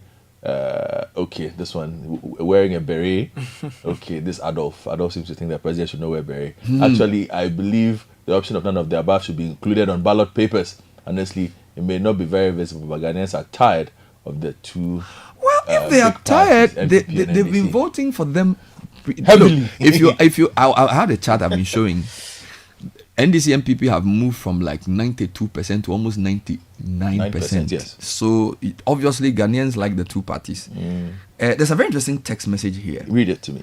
I am not voting anymore. Why? I've voted MPP all my life, but I've decided to vote by driving from Takrady to KNUST to vote. No, I will vote for all the candidates except NDC and MPP. I don't understand what you're saying, bro. So you're saying that he's going, wherever he finds an independent, he's voting. He will vote for independent. Yes. I always say that if you say you won't vote, it's a vote.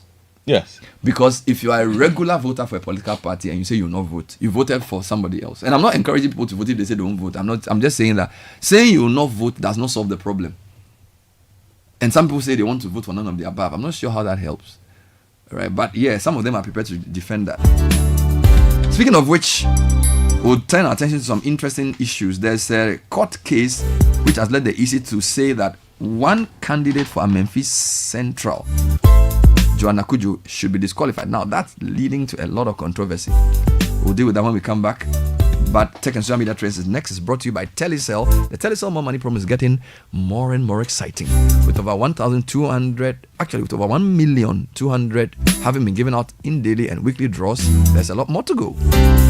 Dial star 500 hash and win big, or send win to 500, or visit the Telecel Play app. You could win up to 1 million cedis in grand prizes in the Telecom More Money promo. Telecel, connecting energies. And we're also sponsored by First Bank. Through the Pan-African Payment and Settlement System, you can send and receive money from the sub-region, Gambia, Guinea, Liberia, Nigeria, Sierra Leone. And all this in minutes for business and personal use. Call 059 69 21 921. First Bank, you first.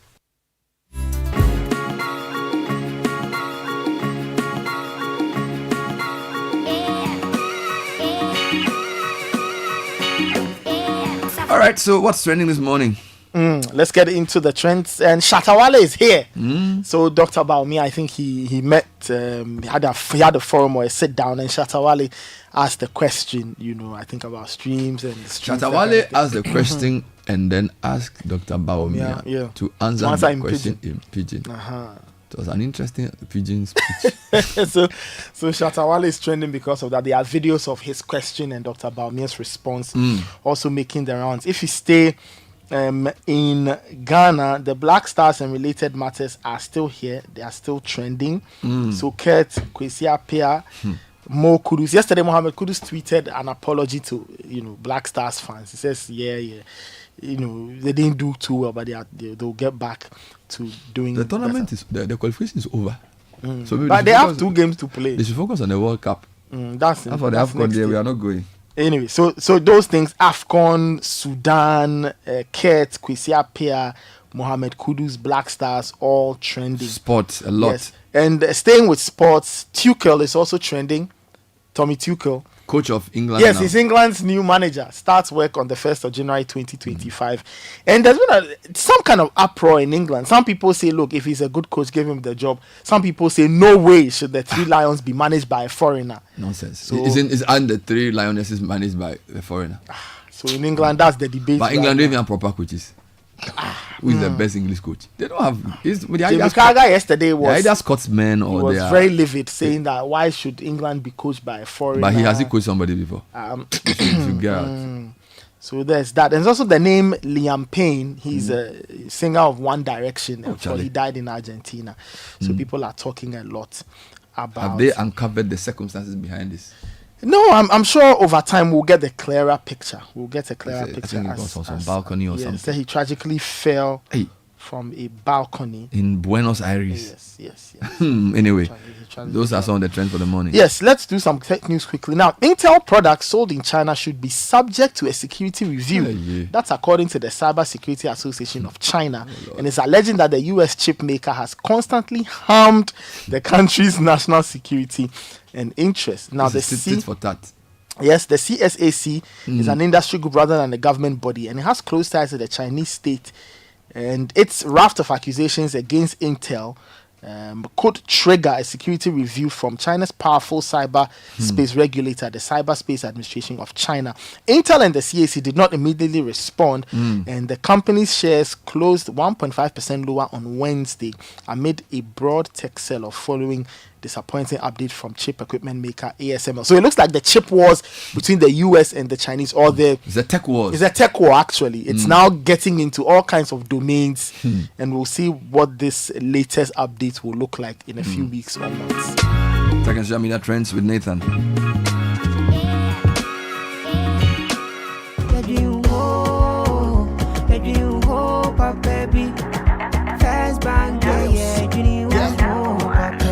You're looking for a bank to rely on.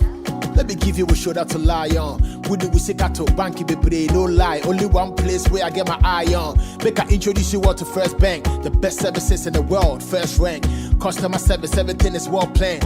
I make music, I travel, I sell land. They be my reserve tank. Cause every time I know my money's safe. Universal banking ain't in me here the date. I'm a busy person, me no need time to wait. Now I got to Spain even when I'm in the States. My me blue shirt. They tell me office a chilly, but who cares? Cause I bank with the best. I'm lucky, I'm too blessed. When it comes to First Bank, it's too west. Everything is you first. Woo! Nobody feed you, I'm like us. First Bank, we treat you first. Treat you first. Somebody see think about you first. Think about you first. You first. First Bank. There's a business in every woman, from the young lady brimming with exciting and novel business ideas to the market queen managing her empire. There's the she architect, quantity surveyor, realtor, business consultant, crafting dreams into reality, and the multitasking mom seamlessly blending work at home. The entrepreneur, meticulously checking stock, to the corporate woman sealing deals on the move. Indeed, there's a business in every woman. Introducing Telecel Women in Business, our initiative to empower women-led and women-owned enterprises. Benefit from tailored activities, networking, business and technical support, free webinars, trainings, and more. To join this initiative, be a female-led business and a Telecel business customer. Visit telecel.com.gh/business to register now. Telecel, connecting energies.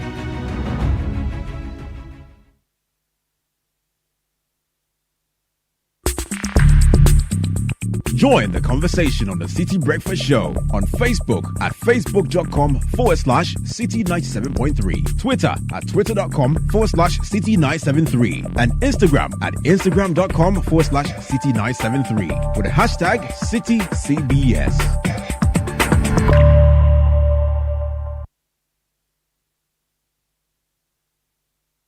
There's no price like the ShopRite price. That's why we are committed to bringing you lower prices on all the essentials you need. Like 1 liter Pure Joy juice, all variants, only 39 cedis, 99 pesos each, and 250 gram Daphne spinach, spaghetti or elbow pasta for just 4 cedis, 49 pesos each. Never pay more than the ShopRite price. Prices valid until 20th October, only at ShopRite. Beyond every boardroom is a story waiting to be written. A story of a business and its potential, of a community that thrives, a hospital that serves, and energy that powers millions of dreams. It's a story that only gets better with a partner that has the expertise and solutions to make it a reality. At Absa Corporate and Investment Banking, we are invested in your story, and we invite you to write it with us because your story matters. Absa. Authorized FSP and registered credit provider. I'm saying that Ghana must not introduce free SHS on the whimsical promise of a desperate politician. Many mistakes have been made by countries in Africa already with free SHS. Akufado, minya wudienye, wuye bwe, bawumia, minya wudienye, wuye bwe. Hey, Mommy Jamefua, why are you so excited this hot afternoon? My sister, when I remember what free SHS has done for me and my children, I can't help but be happy for what Nanado and Dr. Bawumia have done. You remember when I lost my husband who was the breadwinner? Yes, I remember very well.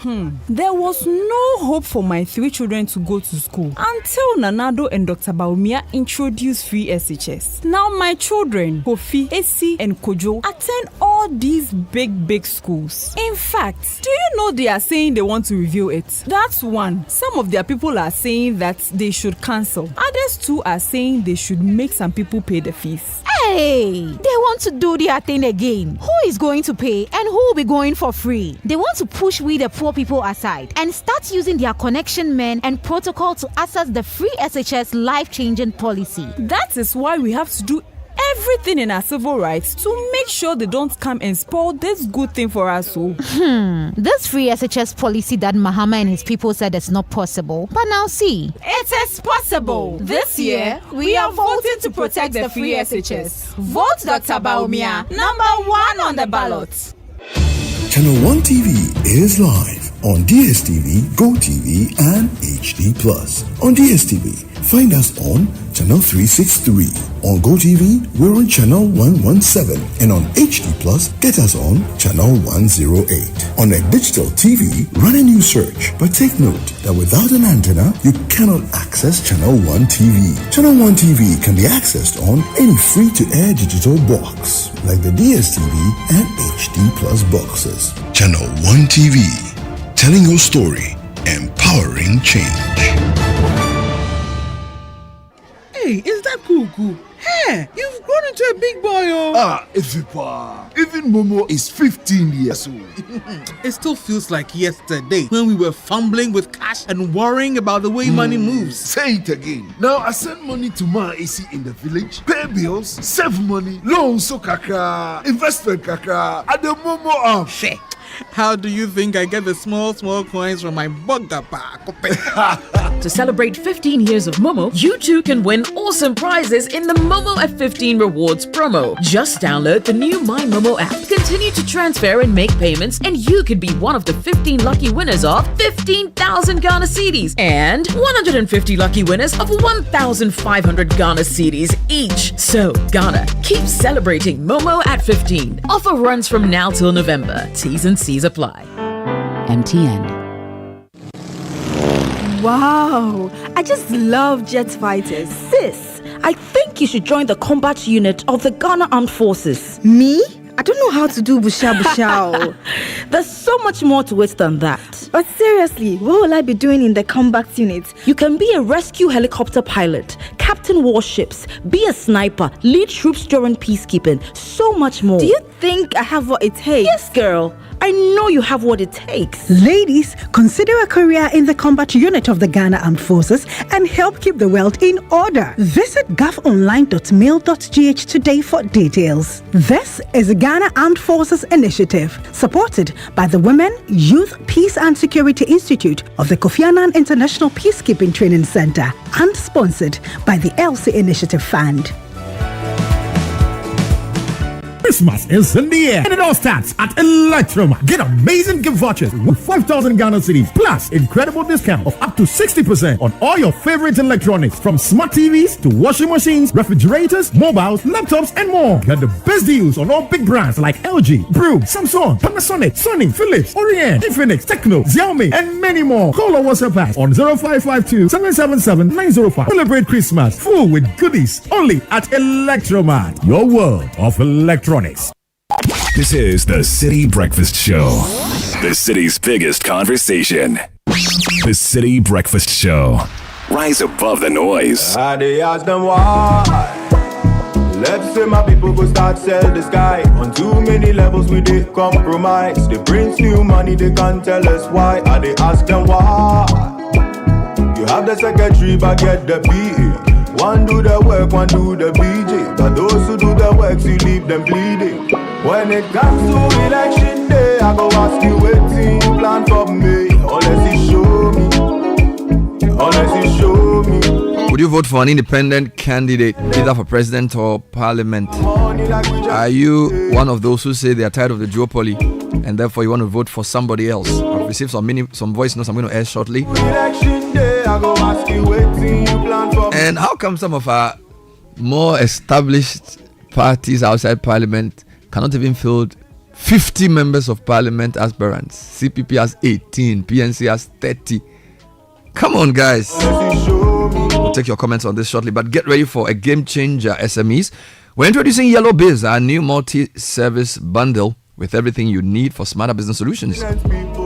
That's an all-in-one package consisting of a 4G plus router with 10 gig of free data, Microsoft Office 365, genuine Microsoft applications, WebWiz, a customized business website for your business, and Unicom Service, a unified business communication solution for your virtual call center, IVR, and conferencing needs. With MTN Yellow Biz, your business will gain access to advanced productivity tools, a powerful online presence, and superior customer experience. Call 100 or 0244 308 111 or mtnbusiness.gh at mtn.com for more information. Terms and conditions apply. Are you ready to make your retirement dreams a reality? Say hello to a life filled with relaxation, tranquility, and endless possibilities at Lakeside Hills. They've got a great retirement home or great retirement homes tailored to help you find the perfect sanctuary to enjoy your golden years. And they are your CIMG Real Estate Company of the Year. They want to help you secure your retirement lifetime home of comfort. So call them on 020-477-5042 or visit their website lakesideestate.com. Lakeside Estate, quality homes for all. Lakeside Hills, live your best life. From that Monday to Sunday. Old Mutual is here. They want you to enjoy your retirement. They want you to get monthly income as you are in your golden years. So all you need to do is invest a lump sum into the Old Mutual Retirement Salary Plan today and you're good to go. Call them on 050-453-4333 or visit oldmutual.com.gh to find out more. Old Mutual do great things every day. Now here are two comments that I think put the issue in perspective. This one says the first past the post system is responsible for the situation you are describing regarding the inability of so-called smaller parties to field candidates. Let's have a proper debate on this issue. Proportional representation would change the situation completely. And then here's another one. Senior Bernard, I interacted with quite a number of people who agree somehow that we must bring an end to the duopoly. The issue, however, is that they do not see other credible alternatives, and a vote for anyone other than NDC or MPP will be a waste of their vote. They now resort to choosing the lesser of the two devils, which is either NDC or MPP, depending on the year. This is the reality and the musical chairs between NDC and MPP, and it will go on for some time until something drastic happens. This is from Blessed Benny. A few more comments on this issue. Okay, good morning, Bernard and team. God bless you. I'm Israel. In fact, I'm not voting anymore. If I vote, it will be for the smaller parties. The two big parties have taken us for granted for far too long. Bernard and team, good morning. If we are not a serious country, will we allow some of these jokes in our politics? I think structure should be put in place for political parties and independent candidates to meet. How do you file for presidency and not be able to have a good number of your people go for parliamentary seats? Should you become president, will all your actions be vetoed? You can even have a fair representation in parliament. We are a big... okay, he's not very... The general salutes. He's not very happy this morning. but you can say things without getting too upset. He says we're a big joke. Bernard and no, but he to be fair, his point is that people claim they want a change, but they always vote for the two or one of the two. Bernard and team, I don't know what system of governance this suggestion will be, but I think we can try it. Okay, let's see this. We already have a national development plan. Let's improve, update it. Set a committee, perhaps 10 members. This committee can comprise of Baumia, Mahama, Cheddar, Sahes of CSOs, etc. So that's not a problem. Citizens can vote for MPs to fill parliaments, give them the development plan and ask them to follow. No individual manifesto. At every SONA, they should tell us where we are with the plan. If they then need resources of any form, they tell us and mandate us to give. Let's do this for 10 years and revert to the current style of governance. Things might have leveled up by then. I heard Frank Edu say something like that. He said presidential elections are too divisive and too costly, and that we should have a sort of agreement between the two parties and then just vote for parliament. Agreement between the two parties? Because we have a development plan, so we just have some arrangement for people to lead, and that we should really spend our time voting for parliamentary candidates. For development is local. Because the presidential election is too expensive, it's too costly, and by the time they do the election, the amount of money they spend, they will look for money when they win power, they have to look for money to pay all the people they owe. So his point was that the cost of presidential elections and the way it divides the country does not help. And that what we need as a country at this stage is consistency in development. So your development plan is there, there's some continuity required. So for example, this government is doing hospitals at Ajadamawan. Whoever wins should continue. If it should have been something the constitution asked us to do. Some people have that view that maybe we should rather be thinking about just parliamentary rotation or presidential. I don't know. Well, Edem from Adenta says, good morning, Bernard. The idea of a third force or independent candidate is at the moment a fanciful one. They need to invest in developing structures and political talent before they can make a proper run. The NPP and NDC have the institutional knowledge that gives them an advantage the other parties will not have. Okay. Good morning, City. I won't vote for anyone because they are all the same. I've been an unemployed graduate for 8 years because no one seems to know me. So, but how does not voting help you? That's what I'm trying to ask him. Like, so you say you won't vote. Would that mean you get a job? Why don't you rather take your chance on somebody else? Maybe, okay, fine. You think the two parties can help you, but there are other people. Yeah. So why don't you say, okay, let me vote for a third person to see if he will help me? But you are saying I won't vote. Okay. I don't get it. It says voting for independence is not the problem. What machinery would they use to run the country? When the duopoly rely on party members to appoint to other positions, who will the independent candidates appoint? The duopoly wins because people also vote due to their proximity to power. That is, MPs, family members, etc. Independent candidacy is not the way to go. Interesting angle. So Bernard, who will they work with? Even if we vote for independent candidates, they go to parliament and are required to be aligned to the albatrosses NDC and NPP. If they are allowed to perform their responsibilities independently, we'll definitely vote for them, Tony. I will not vote for anyone or party, whether presidential or parliamentary, because I do not see a single credible individual who genuinely has the nation's well-being at heart. Every one of them fielding now wants to enrich themselves first. I see all of them as greedy. I think a boycott of the election is the least non-violent protest to bring about change. I want to understand how boycotting the election or voting none of the above or not voting can change your status quo. Maybe there's a sort of roadmap to that. So so we don't vote, and then what? What I know about politicians is that even if 20% of the people vote, they will count it and the winner will run the country.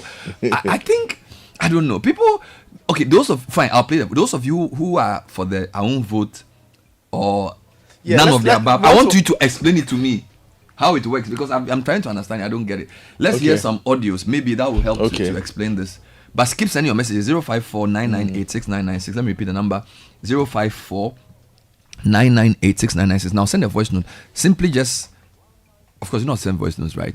Pick up your phone. Very common. So number one, save this number on your phone as Citi WhatsApp. Very important. 054-998-6996. Now when you save it, go to the contact, and then you, depending on the kind of phone you have, you just put your finger long press on the mic icon, and then you raise it. When you raise it, it starts recording and you talk. When you finish, you stop and then you send. It will get to me. I'll air it during the show. So, would you vote for any party other than NDC or MPP? Let me know. This is for presidential or parliamentary. Do you belong to the camp of those who say they wouldn't vote or they want none of the above? I also want to hear from you. Send me a voice note on 054-998-6996. Is also a vote. I cannot in good conscience vote for any of the two main parties because I believe our problem in Ghana is constantly, I don't want to say they are the cause because I don't think they are the cause, but the current structures they both have, the systems they both represent, fuels our problem, keeps on a daily basis encouraging our problems. I don't know if you get me. For example, whoever they present has been chosen out of a system. And if the system is already flawed in the sense that people are, look at this whole Galamsey fight. There's this notion that our leaders cannot do much because the people funding them are funding them with Galamsey money. I know we can't prove it, nobody can prove it, and I can't prove it, but there's this notion. You get me? So the systems they both represent are fueling our problem as a country. And so for me to vote for them, I feel like it's a vote in saying, I think, even if I don't think they are our savior, I feel like a vote for either of them is a vote saying I like what they are doing. I don't know if you get me.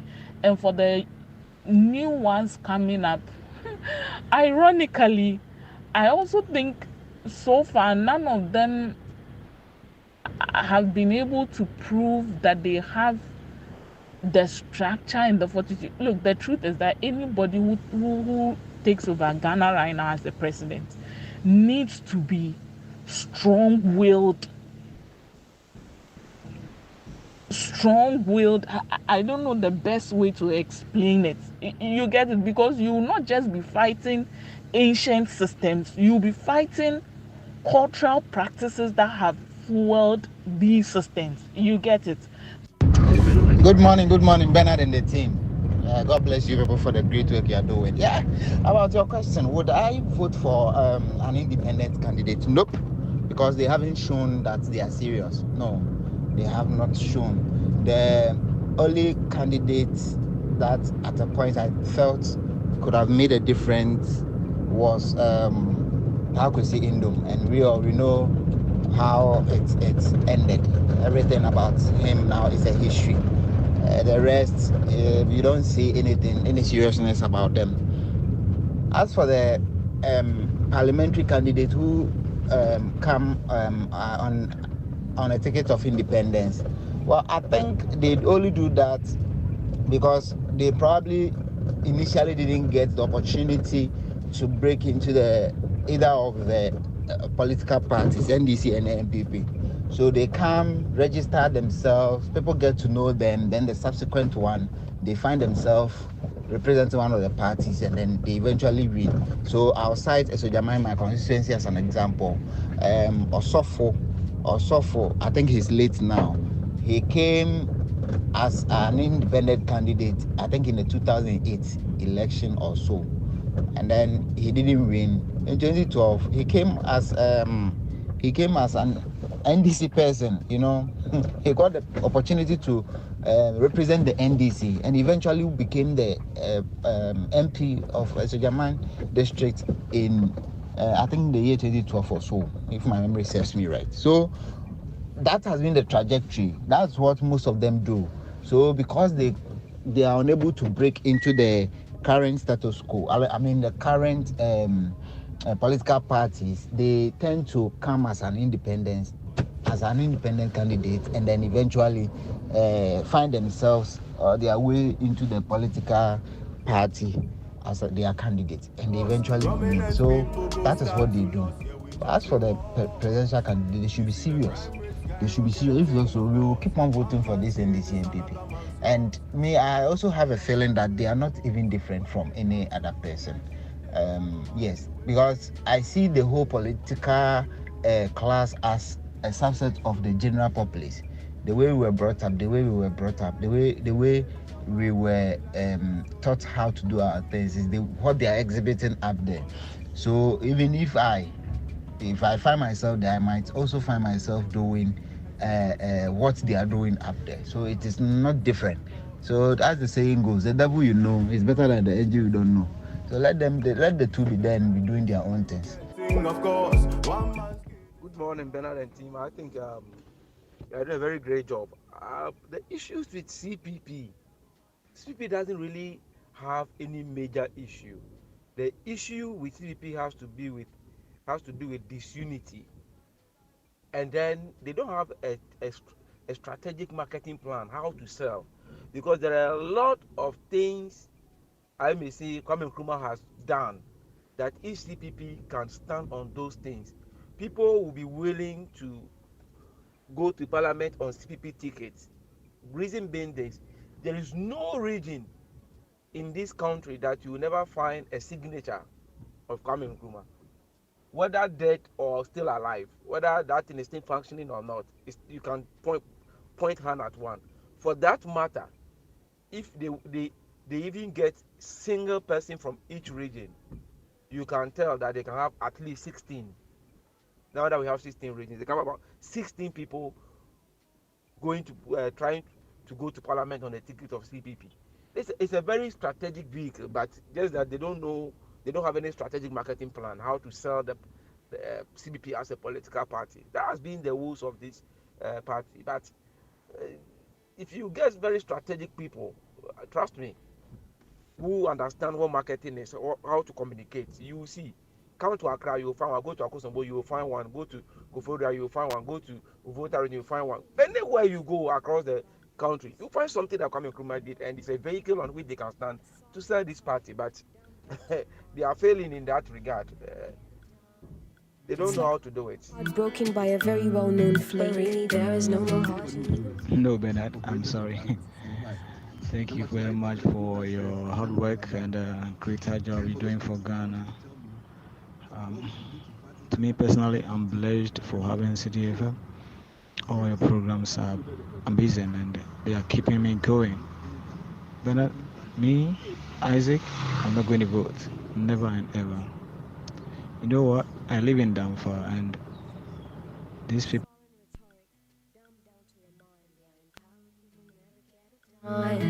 It's like having your heart broken. Who has left our road in the bad state until recently. Election is coming on and they started to create our road for us. But is it not terrible? These people are playing and joking with our hearts. God is watching them. God bless you. We are blinded by showmanship of a candidate. We are to blame, really. Who hunts? All right, we want to get your voice notes, but I notice a few of you are calling the number. The number is just for you to send the message to, because when you call, it disrupts the people who are sending their messages or the messages we are airing. And we want to hear from you, all right? So far, I'm getting a lot of So I've asked two questions. You are going to vote for somebody other than NDC or MPP, or you are going to say you don't want to vote, or you want none of the above. There's a school of thought, but these are all still saying they don't like the duopoly. Okay, so I want you to talk to me, explain to me your frustration on why you don't want to vote for either of the two parties, why you will vote for an independent, which independent you will vote for, presidential, parliamentary. I just want to hear. The number is 0549986996. We've given the mic back to you to talk to us. So here goes. Bernard, when you are part of the people that select a particular party and the party come and disappoint you, you get more disappointed than not being part of that. So once people resolve that they are not voting, it means that they will not care whatever that person who win does. That is the position. Because if they were part of it, they had high hopes for this person, and the person come and disappoint them just like they all do. Then they get really more disappointed than not being part of the people who selected that particular president. So that is why people say it's not as if they are going to the economic position or whatever is going through their life is going to. change. But then, since they were not part of the people that made that person the president, they wouldn't really care. Bernard, the no vote group 1, the two parties will not do anything to help us. Have they have proved time without number that they cannot? So, reasons why I'm not voting: 1, I would use the time to do something that is meaningful. 2, I'd have to take a transport. I would save that TNT. 3, my finger that will be immersed in that ink may have health implications that I would avoid. And 4, I would know that I did not participate in electing a certain party or president who would come and mess this country or make this country worse off or something like that. Yeah. Quick announcement: a crash on the motorway near Ashaiman Tunnel, causing slowdown on the motorway on the Accra bound side. Drivers are asked to be cautious. Crash on the motorway near Ashaiman. They call it underbridge, causing a massive gridlock on the motorway. All right, more comments. Hello, Mr. Able. Well, I wish I could vote for any of these smaller parties, but I am actually for the lesser evil theory. So I look at MPP, NDC, and actually decide which of them will be the lesser evil, because on a more serious note, none of them will come and the country will return to its glory days. They will come and steal. But I'll actually look at the one who will steal less, and still the country, the masses of the people will benefit, and vote for that party. But I'm praying for a day that these smaller parties will join force so that it will actually become a credible third force. Then I will then decide to vote for such a force. Thank you.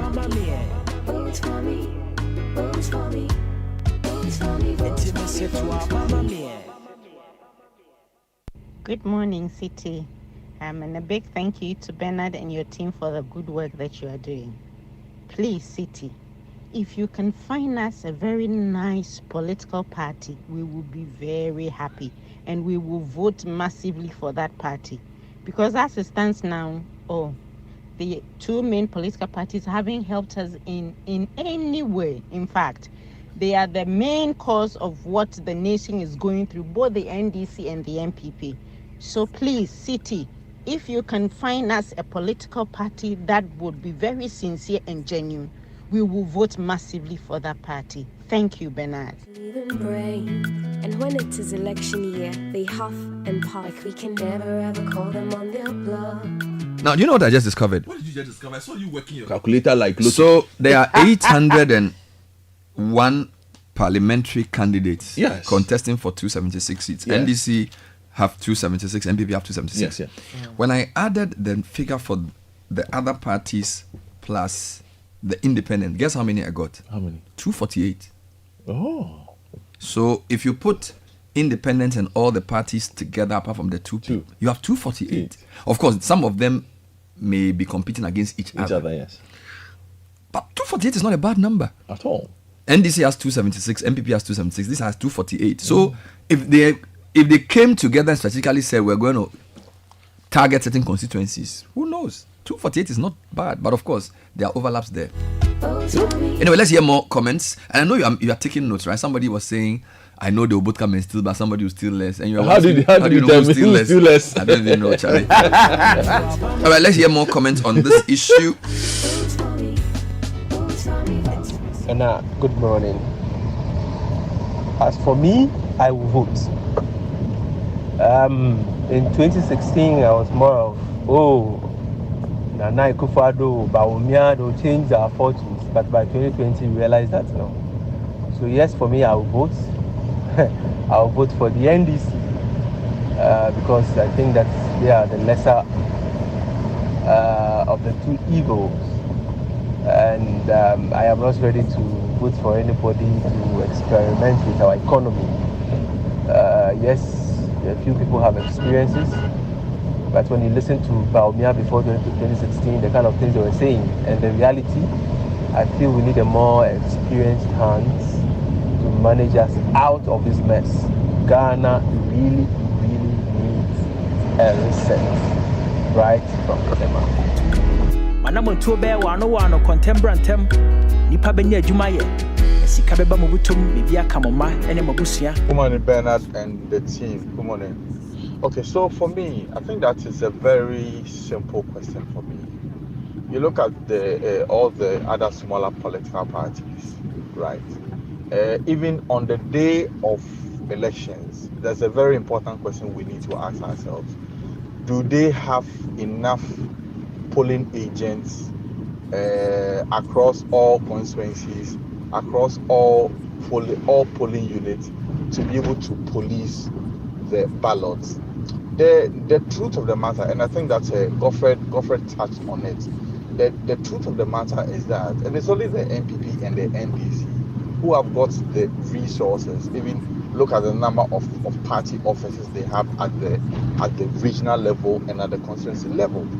The smaller political parties do not have that level of financial muscle to be able to put together and then across the country the kind of infrastructure and the political machinery that it's needed. So why would you want to vote for say political party Z when you have an understanding that it doesn't even have the resources to be able to even employ more than 35,000 plus polling agents across all across the country to be able to police. So sometimes, yes, we understand that the NPP and the NDC haven't done as good, but just like you said, it's also about the proximity to power. Who has the chance of winning the elections? The other smaller political parties, I do not think they have. Thank you.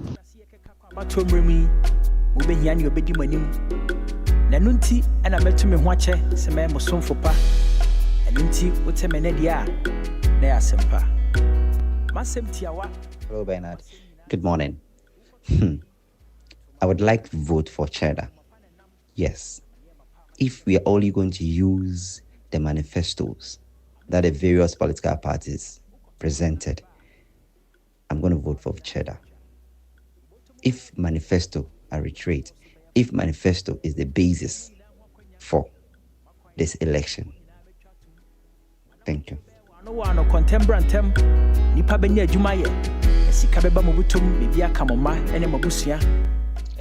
Bernard. Honestly, I find it very difficult to vote for what I do not believe in. I do not believe in any of the major parties.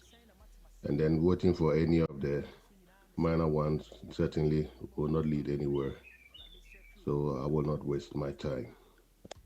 Never get a dime.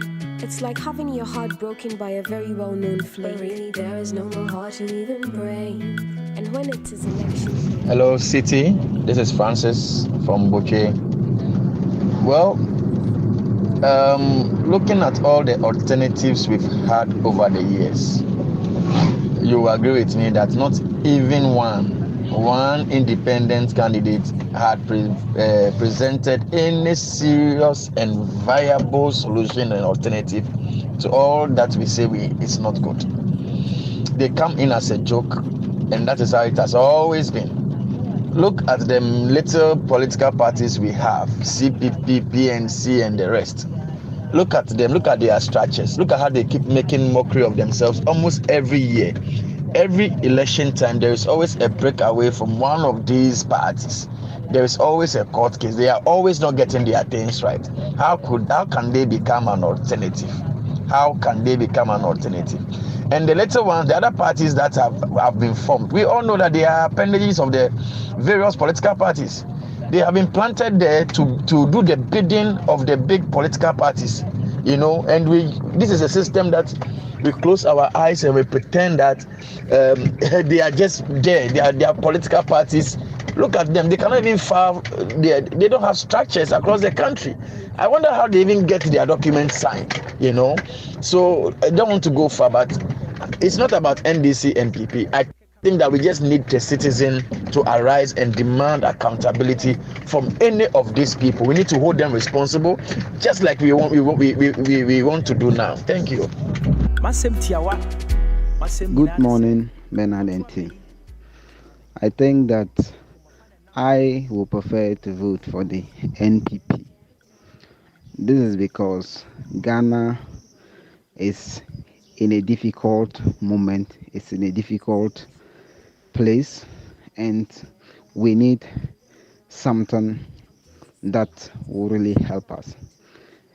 Granted that the NPP has been in government and we have found ourselves in this state, I also think that the candidate for the NPP has been proposing interesting ideas that will help transform the economy.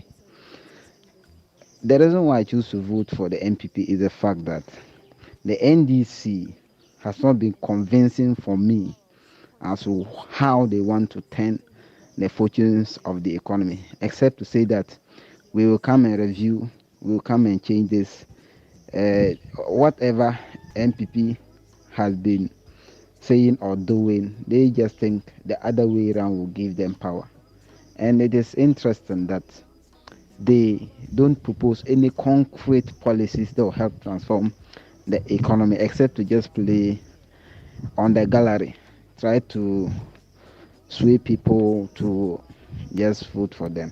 Seriously, John Mama and the NDC, they are not proposing anything that will convince me to vote for them. I think Dr. Bahmudu Baumia will be better than John Mahama because he's been proposing a lot of interesting things. Thank you. All right, a few more comments before I come back to your voice notes. This is the City Breakfast Show, throwing the question right back at you.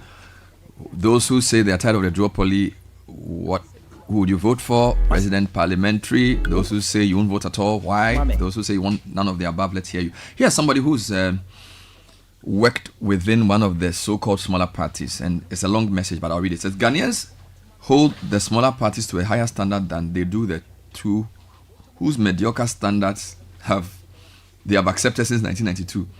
The so-called smaller parties have not had the opportunity to be in power. They must start from somewhere.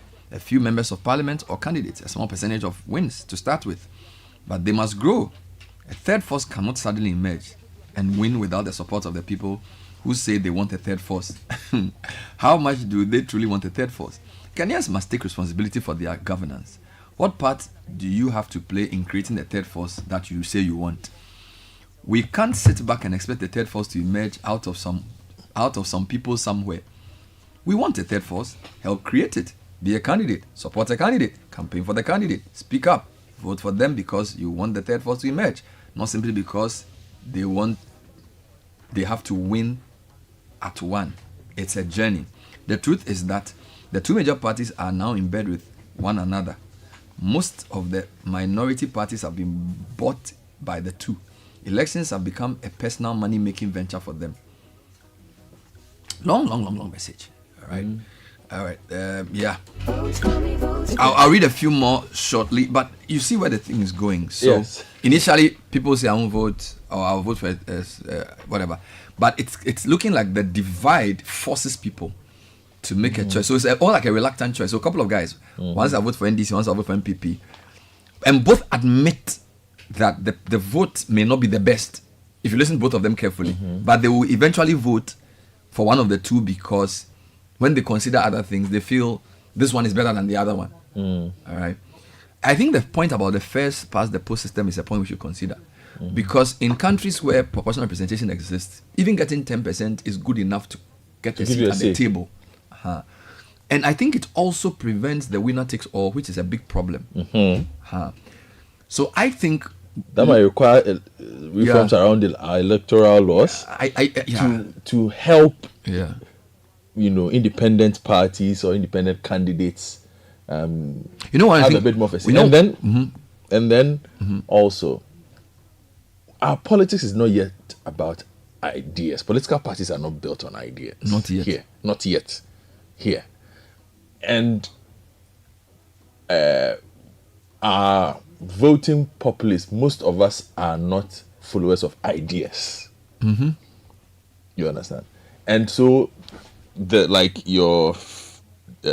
text message you just read if people that were the situation, people would support. People will find ways of understanding. Okay, this is what this party is about. So like Green Party. So we go out there. Imagine Stop Galamsey becoming a green movement, because in advanced countries there are parties that the only reason they do well in polls is because they support the green agenda. So imagine if the whole upswell around Stop Galamsey now, environmental awareness basically could sort of coalesce into some movement. The other point is we also don't have nuance in our party. Let me explain. So we have party sympathizers, we have party supporters, and then we have party fanatics. But in advanced societies, you have moderates of parties who identify as such. So, for example, yesterday, Kamala Harris was on Fox. Why was she on Fox? She was on Fox because she wanted to appeal to moderate Republicans. Because Republicans watch Fox. Yes. All right. And basically, Fox is Trump's amplifier. So she takes this risk of going to sit in this interview with this guy who's really like extreme Trump.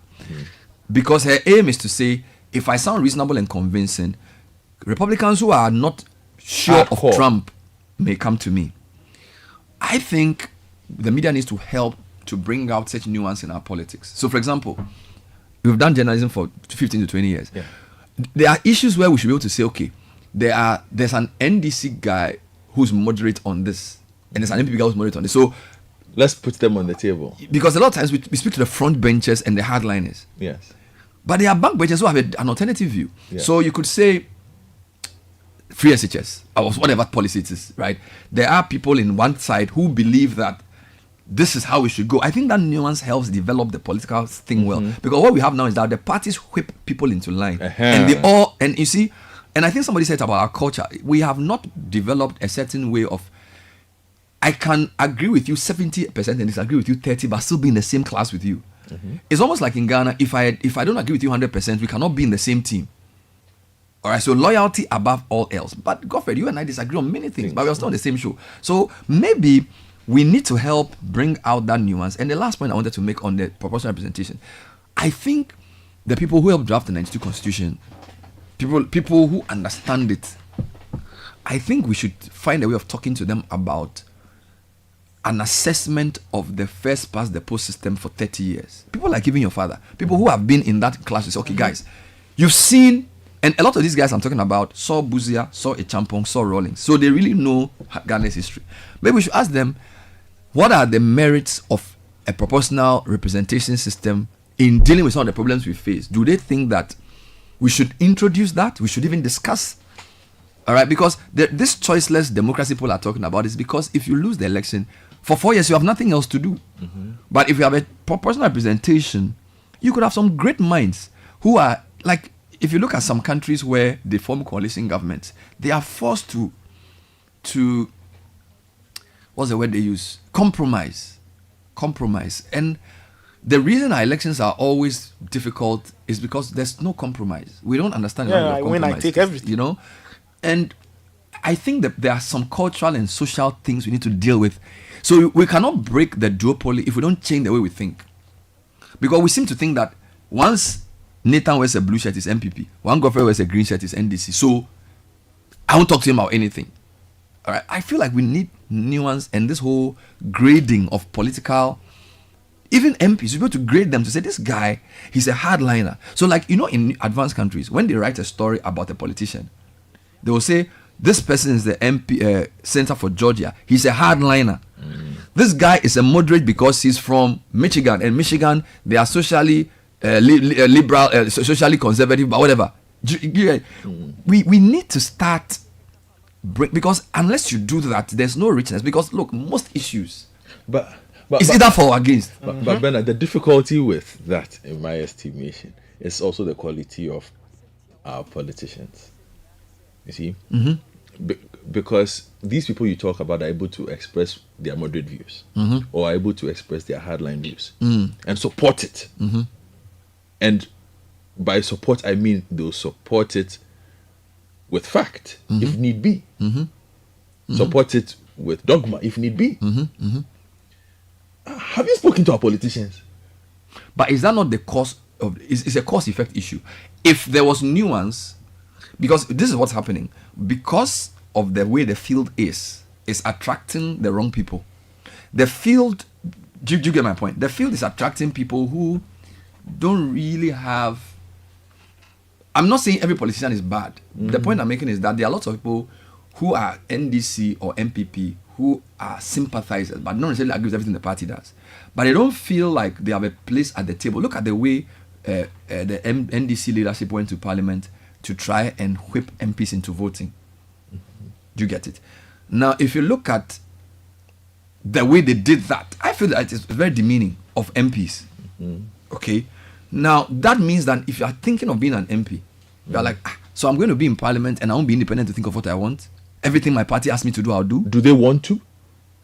Even if they did, you are sponsored by your party to you campaign on their machine. So it means I should put my brain in a box. That is what basically you become. No, but the party also needs my mind. You see, you always forget there's two things. I need the party's machine to win, but the party does not need your mind. They need your mind. They don't. They do. Bernard, which one? Which mind? Debating on the floor. Don't you think the party needs my wisdom if I'm on my feet speaking? Look at this debate they are having about. Imagine, listen to a debate around the four. The party. Jogate, Dominic Ayine. Look at the caliber of who stood to debate. Why didn't they just shout? They needed to make reasoned arguments. No. So they needed to get quality people. They say what the party wants them to say. No, but if you listen to the debate carefully, if you listen to Haruna, Kaziel, Ayine, then you listen to Apenyo Makin, Jogate, fine. And MPP was saying the same thing, NDC was saying the same thing, but the nuance and the angles they brought was different. Haruna came from a different angle. So I'm saying that, fine, the parties may not think they need their MPs to be too creative. Because for now, whipping people into line. They don't want you to be creative. They don't know what kind of parliament we'll have in future. Okay. So, look, Ghanaians voted for 137. There are 111 independents. Let's assume 20 of them win. If 20 of them win, that changes the calculus of who an MP must be. And maybe the parties may appreciate more having MPs of nuance. Because for now, just having just a Massa boys is good for you. Because all you want to do is to put your numbers. But times change. I think that there has to be a gradation. You see, people say our democracy is not there yet. Our democracy will never get there if we keep thinking like this. What will take your democracy there is to change the way you think and the kind of people you vote for. But that is why I'm saying that, and that you will let us lead other people, the listeners, into further despondency. Because why? You look at the profiles of persons who are contesting. But some are good. Some are really good. Bernard. The MP for my hometown was a chartered accountant, James Aveji. He's a great guy. He became the head of Public Accounts Committee. Solid guy. His opposite number at the time on the committee was Ajimamenu. He was pretty good at the time in opposition. That generation. They are very solid guys. Bernard, will he be returning to Parliament? Both of them are not. I'm saying, let us look at the list of persons Both of them who are coming in. Both of them are not. Look, Bernard, we can clearly see the next 2 generations or 3 generations of MPs who are being cooked in the lab. And you are hopeful? Yes, I have to be. Because you see, this is the thing. Hey. You see, in the same way that people say your media is a reflection of your society, in a sense, your politics also is. Yes, they are. Because, so for me, it's not like the people are so great and their politicians are so bad. Somehow, the people who have money to put themselves out there are the ones we have. So we have a mix. But I'm saying if you take the 276, there are some pretty good people in there. Yes, they are pretty good people outside of the colours. I was telling you last time. Yes, Bernard, it's the colours I met one person. Yes, and at that time, you and I had a conversation where I told you that these days I've reached the point where I do not discuss politics in some circles, in certain circles, to spoil the friendship. Because it will ruin our friendship. Why? Not because I feel my political opinions are better or whatever. I love political debates. You understand? As a true vendor. But the quality of the debate, in my estimation, has reduced. Charlie. Because I meet somebody I was in Commonwealth Hall with. Yeah. Both of us with supreme intellect. Yeah. We are having a conversation about illegal mining. Medical doctor. And he's saying, oh, Charlie, I'm media and I'm saying that's somewhere I'm working. that is not the kind of conversation, and this person is in one political camp. Yeah. That is not the kind of conversation I'm expecting to have with that person. This person is on the parliamentary, is going to parliament. And you think that this person, who I know, will go to enter parliament if he does enter it. And I'm expecting some kind of productive conversation from him, irrespective of his know-how on Galamsey. Because at the moment, his party says, this is what we say about Galamsey. That is what he says. But and he holds on to it fastidiously. Are you sure that view is because maybe that's what he thinks? That's not his No, party. that's not. No. Are you saying that if you spoke to him outside politics, he would confess? Yes. Then he sold his soul. But that is what we have. But that's him. He has sold his soul. Because it is very valuable. To what end? To what end? This is what I would say. A good life on this earth. No, please. This is what I would say. The reason he probably holds that view is that there aren't enough people in his camp who think like you do. So if there were more people, you see, I feel like people don't have moral courage to stand up for what they believe. I don't think there's a lot of rigorous debate internally in parties. So somehow somebody who's like a general secretary or a chairman just whip people into line. But see the thing, Godfrey. Why is that so? I'm coming. You are in Commonwealth Hall, you are in the JCR, and your mate is now your general secretary and you are an MP.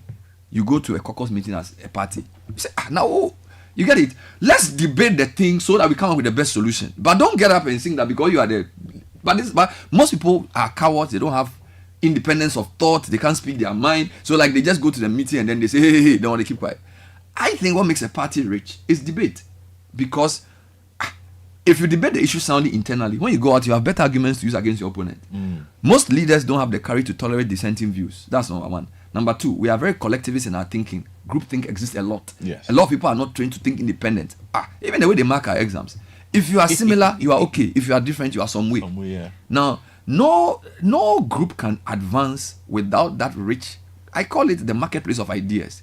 It's debate that forges civilization. If you go into every society, history teaches us this, that at every point in time, people have stood up and said, even Protestantism, right? Catholicism was dominating. The Pope was everything. The whole thing was closed out. Some guy says no. He wakes up, writes his thesis, puts it on a wall, and he generates a debate. A whole generation has been changed because of that. All right? So we cannot say that. And I'm saying that, look, guys, fine. For now, you think that when you look at our politics, the people are not that many, the change makers are not that many. I am saying that it's a numbers game. And I like what the lady who texted me said. If you want a third force, support it. Now, exactly. If you want internal reform in your party, I always tell professionals, let's assume you're an engineer, you're a medical doctor, you're a teacher in NDC or MPP or whatever party. You need to support people. Do you understand? Form a group within the party to bring sense to the party. So let's assume you're an MPP person. You end up getting alienated. No, you need to network. So let's assume you're an MPP guy who may be professionals for something. The thing is that it's what you contribute that determines your place. Yes. So sometimes people just want to say their opinion without doing the hard work. So let's take NDC. So let's assume you're an NDC now and you're a professional who's working as a polling station agent. These professionals, if they contribute money to the party will take them more seriously.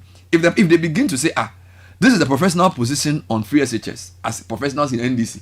So, and this is the amount you are contributing to the party. You think when they go for a big meeting, they'll say, because you guys are not national executives, we won't take your views. So it's about what the lady says. Is if you contribute with material resources and with your time, then your ideas will also be useful. But don't sit down in the university and say that you are wiser than us who are working on the ground. And the guy say that because you went to university, we should listen to you. The guy on the ground doing the organizing, it should have sense. Yeah. So, and for me, those who claim they want to break the duopoly, there's no perfect independent candidate. Of course. So, if they are serious about wanting to break the duopoly, you can pick one and say, okay, you are Mr. Allen, you are Mr. Cheddar. We'll grow you. As for me and my family, will support you. This is 10,000 to start. Which constituency, which polling station? Yes, sir. But you sit there and listen to it and say, the third party is not serious. You have this, it's almost like you've given up and you want somebody to, you don't have any agency. You want to be saved. Nobody's coming to save you. You want to be saved. Nobody will. We want to be saved. Nobody will save you. We don't want to do the work. Which is why I say Ghanaians like Ghanaians, the MPP and NDC. Ghanaians love NDC and MPP. What they do? They started giving them from 92. They gave them like 89% of the vote. They get to 92, 96. Now they've given them, in fact, they said they've even given them 100. Shit. Because of how close this election will be. No. And they get up and say, we don't want them to apologize. They are the same. Then they go and go and vote. People are wedded to I listened to somebody a few weeks ago. Yeah. The person was saying that,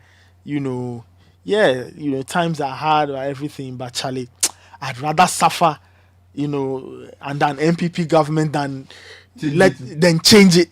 That's how wedded people are. But let's categorize the people. But hold on. People who say that they won't vote. I always say this. People who say they won't vote, I may be wrong. In a situation like this, they have an affinity for the ruling government.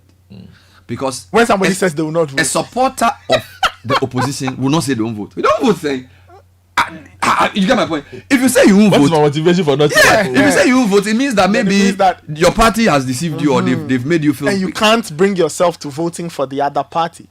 That's the whole point. Because you get it. So in fact, somebody called me and said he may consider voting for Alan. As for NDC, he won't vote for NDC. But MPP there, he's not going to queue and vote for NPP. So he said, he said, Bernard, MPP there, I'm going to queue and vote for them. He's speaking tree. I may think of voting for Alan, but they say, as for NDC, I can't vote for NDC. That's the person's view. Okay, so that's what I'm saying, that the people, and by the way, for the past few electoral cycles, both parties get their comfortable 43, 44. Oh, yeah. So maybe these floating voters are the ones who think that they are independent. But I don't think the independent candidates have. I don't know whether they are appealing to those floating voters or not. There are so many comments to read. Yeah, but also the question that it needs to be said that having a duopoly is not a bad thing. Necessarily, it is not. It doesn't have to be. No, I'm just saying a lot of truly good democratic systems operate a duopoly of some kind. But at which stage of development? Exactly. I'm just saying. That's the question. No. Let's not have that conversation yet. That's the conversation you have. Let's not have that conversation yet. Let's establish the fact that a duopoly is a pretty common feature of most democracies. Advanced democracies, yes. True or false? True. Which is why but advance is key. You don't consider Ghana an advanced democracy? No. Why not? After 30 years, 7 elections. Do you know how long Americans have been voting? Yes, since almost 300 plus years. The reason I say it's not advanced is that, you see, and this is more a stages of development issue. A lot of the countries that have done well have had, with the exception probably of, in fact, a long, consistent period of following a particular vision. Do you get it? So I'm digressing. Where they essentially close out. Look at China. There's continuity of governance. There's following of development plans. We see, our duopoly is not bad if institutions are strong. I'll give you an example. When Trump was shot, I watched the hearing for the head of the Secret Service. That was a very tough. Very tough hearing. That day, I saluted America. There was an 89-year-old senator or congresswoman. There was another 23-year-old, or different age groups. When they come, they have a folder of what they are coming to say. The research that has been done for them. The way they took that woman apart, both sides, so. And I was like, this is Trump, who is supposed to be a divisive figure for the country. But the point is, if Trump can be shot, even Democratic president, even Democratic MPs were so angry. Do you get it? So this is a democracy that has gone through a certain stage where they've come to realize that when it comes to America, some things are more important than which party I support. All right. Now, I think that because the institution is strong, that division of the pendulum of, for example, support for Israel, it vacillates. America's interests are clear in the Middle East. Okay. Now, what we have not done is we haven't built institutions enough for this pendulum.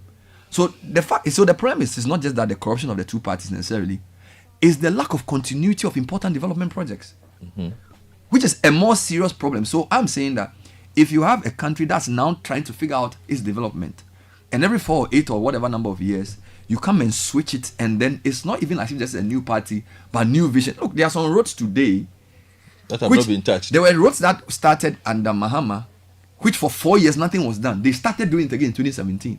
So Flower Pot, as an example, that road should have been finished by 2016, maybe 2017, 2018 at best. For 4 years, nothing happened.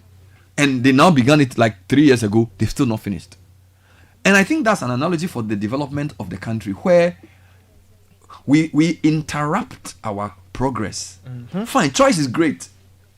So I'm not saying we shouldn't vote, and I'm not saying the duopoly is bad necessarily, but your argument around duopolies being prevalent is better for a country with strong institutions. Look at what's happening to the EC. You don't think our institutions are strong? Oh, come on. I'm asking you. They are not. The EC is not strong? Look, you can even read around how Afarijan individually, based on his experience, knowledge, and temperament, held this country together for at least 3 elections. Lindsay Whitfield and co have written about this copiously. Yeah. So it was, you see, we've been blessed with some individuals who are rare. All right? And what are we doing? Our politicians are rather politicizing institutions that they are it's almost impossible. Look at your EC now. Throwing them to the left, right, depending on who's in power. You can say the same for many institutions. We have not built institutions to make them tenure agnostic. On the contrary, we are appointing party foot soldiers into all kinds of places. So we are damaging the institutions that will give us buffers against the duopoly's excesses. So what the duopoly is doing is that is contaminating institutions. Look at Judicial. Look at the comments people made up who have been appointed. You hear Justice Atuguba talking about judges' appointments. They've sent it to, it's everywhere, right? They talk about police service. If we don't put some institutions and say these are state institutions that are sacrosanct, let's do our politics around whatever. But when we take our politics to those places, the duopoly is going to worsen our future. And if you can't have dependable institutions, that's what pushes countries to the brink. So this call for stronger institutions is it's a serious issue. If you don't institutionalize the thing, you cannot make progress. You cannot make progress. Let's hear a few more. Okay, let me read. Okay, read some comments for us. Some comments from you. All right. Before Fred Javano evicts us from here. Okay, so hello CBS team. I'll keep this brief. For years, Ghanaians have been caught in a cycle of switching between the MPP and NDC. But where has that led us? Doing the same thing repeatedly and expecting a different outcome is often seen as madness. Good morning. As for me, I don't vote. But now I've seen the party that has the country at heart, and I'm going to vote for the NDC. Because when they come, at least we will see something. Okay. The smaller parties go to sleep after an election, only to emerge in the next election. They don't even have proper structures. How can you govern Ghana without a proper structure? They are not serious. This is what J Insider Quitterman says. We'll keep on voting for the two evils. Good morning, Bernard and team. I think most of us don't know how to support a new force. What do we do? How do we do it? Is it only through money? These are questions that Judy is asking. Pofua from Adenta says, good morning, guys. I suggest the EC should use the number of filed parliamentary candidates of a party or a presidential candidate to determine their qualifications. CBS team, I won't vote for anybody. Bia! Look at the state of the country. Adams in Tamale tells us, Kwaku, the country's resources are in the hands of the two leading parties. The funds mainly used in oiling the machinery for campaign are sourced from deals made out of occupying political office and private persons who've benefited by way of deals from the duopoly who run this country in turns. By a non-transparent way of funding political parties, where do you expect the others to raise the huge sums of money from when they've not occupied the reins of government? Bernard and team, tired of the duopoly. I'm voting for cheddar. Simple one from someone in Adenta. Okay. Bernardino. Yes, sir. Me are tired with the FPP and NDC saga. Both of them fail us. I think I'll vote for cheddar. The guy go shotgun a brutal. This is from Odadia MFA Komla from Ho. Okay. Good morning. Not voting will help me have a clear conscience that I didn't contribute in bringing these corrupt people into power. You are still guilty. Whether you vote or not, you are guilty. Voting for anyone outside the two will mean I'm wasting my vote. I only vote if we change the laws. Majority shouldn't do anything. It should be coalition like others do. Let me go to Memphis Central. So some very interesting developments as we read earlier. The Electoral Commission has written to disqualify or to seek to disqualify the NDC parliamentary candidate for Memphis Central. Of course, we know that there were 2 rounds of voting initially involving Sarah Kujo and Yao Kwachi Aka. And now, based on some court interlocutory injunction, the Electoral Commission has written to say they've disqualified the lady. Mr. Edwin Tamaklo is a member of the NDC legal team. I think he's the NDC legal team lead. Yes, he's the lead of the NDC legal team. What is their reaction to this development, which has come in at the last minute, and how do they hope to deal with it? Thanks for joining us, Mr. Edu Jutamaklo. Good morning. Yeah, hello, good morning. Good morning to your online viewers and listeners. Wonderful. So, when did NDC get to hear of this EC decision? It came in the media yesterday. Should I assume that you also heard it yesterday or heard of it earlier? Okay, so Bernard, once again, like I said, good morning.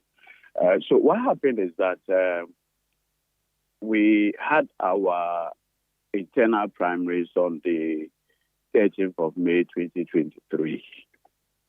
Thereafter, Mrs. Joanna Jan Kujo won the primaries against the incumbent MP, Peter Kwache Aka. Obviously, the sitting MP was not enthused with the fact of he losing the primaries. And therefore, in an audio recording, basically instigated the plaintiffs to go to court. Now, we appeared before the judge in the Secondary High Court. When we appeared, he gave an indication that because it's an internal party issue, he will give us the option to explore amicable resolution. So thankfully, in court, we had the former MP for that same constituency in the person of Honorable Dr. Frank Ebu. And so as a party elder, the judge tasked him to try to have the matter resolved. Now, when the then MP intervened, thankfully, the running mate of the party was in the region. So he joined the other party elders to try to resolve the matter amicably. But it was obvious that there was only one outcome that the plaintiffs wanted, that the election is annulled and Joan disqualified from being the candidate. So based on that, we could not have the matter resolved. So we came back to court. Now, when we came back to court, the judge proceeded to grant an interlocutory injunction, not perpetual. 2, the issue of her disqualification or whether she is eligible to stand is yet to be determined by the trial judge. Now, we appealed that process and applied to stay the process before the trial judge. He disagreed, dismissed the application. So we did a repeat application before the Court of Appeal. Thankfully, the Court of Appeal sits in Secondary as well. Now, we're given the 17th of July to appear to have the application to stay the execution moved. However, a day to the 17th, we were informed that the Court of Appeal cannot sit in Secondary unless October. Now, because of the legal vacation, somewhere around August, the Electoral Commission released the timetable for the opening of nominations for both presidential and parliamentary elections. The party, at its functional executive committee meeting, took a decision that in view of the fact that the plaintiffs want the election of 30th May annulled and rerun, the party would therefore annul that entire election, open fresh nomination. Anybody that is desirous of representing the party can then pick forms and contest.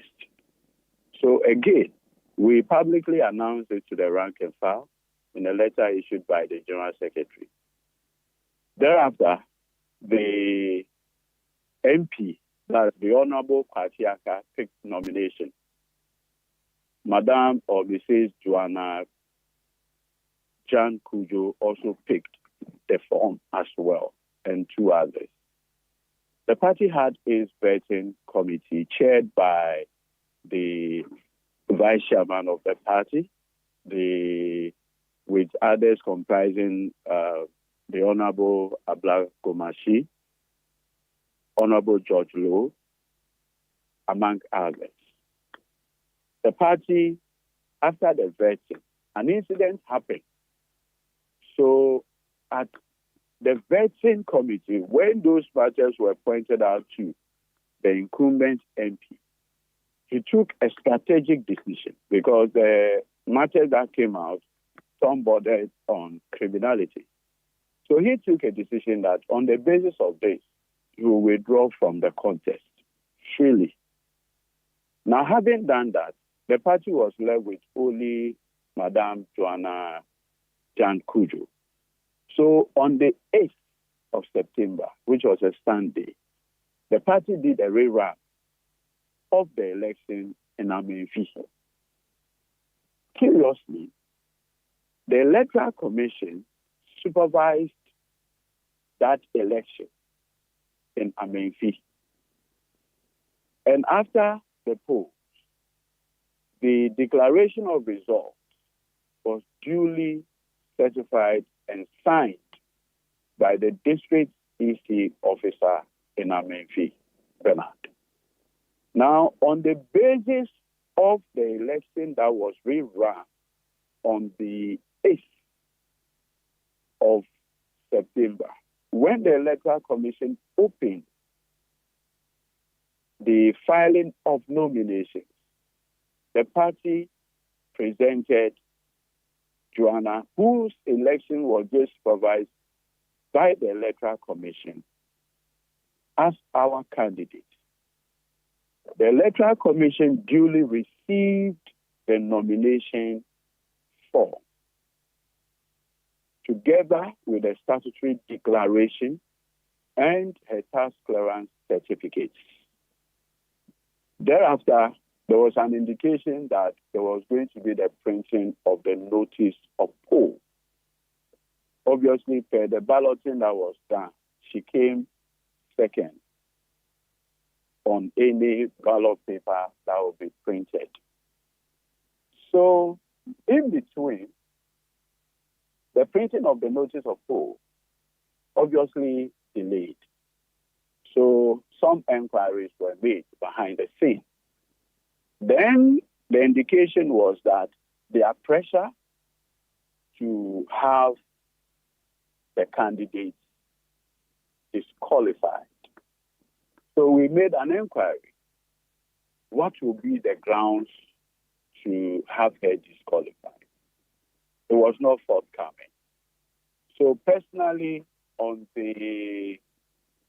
that should be 15th, Tuesday, I wrote a letter in response to a previous letter from the lawyers of the plaintiff to the AC, clarifying the issues.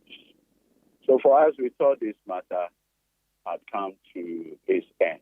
Unknown to us, as at the 10th of October, the Electoral Commission, through the Deputy Commissioner, Samuel Tete, had written a letter purportedly disqualifying our candidates from contesting.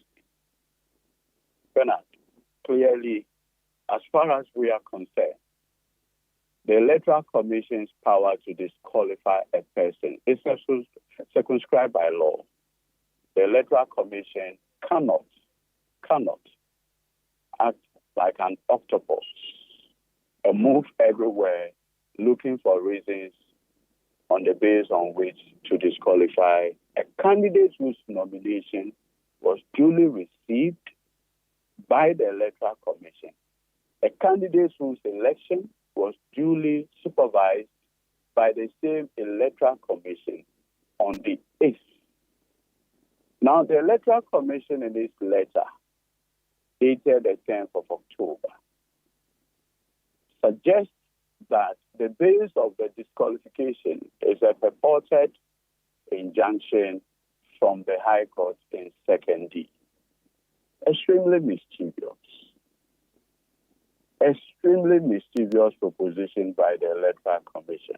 Because clearly, the Electoral Commission at all material time was a party to the suit in the secondary court.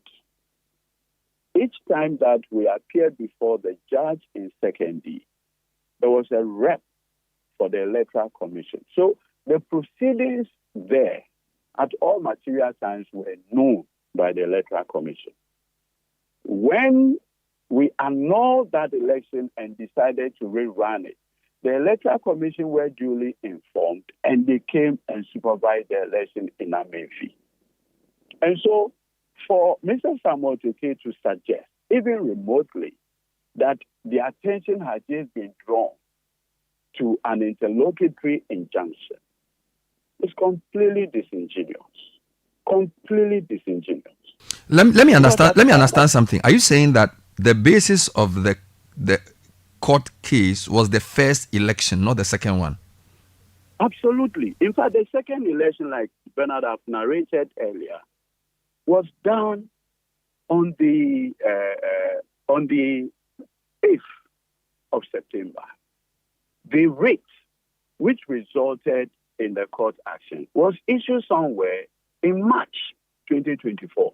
The injunction that the Electoral Commission is basing its decision on now was issued in May.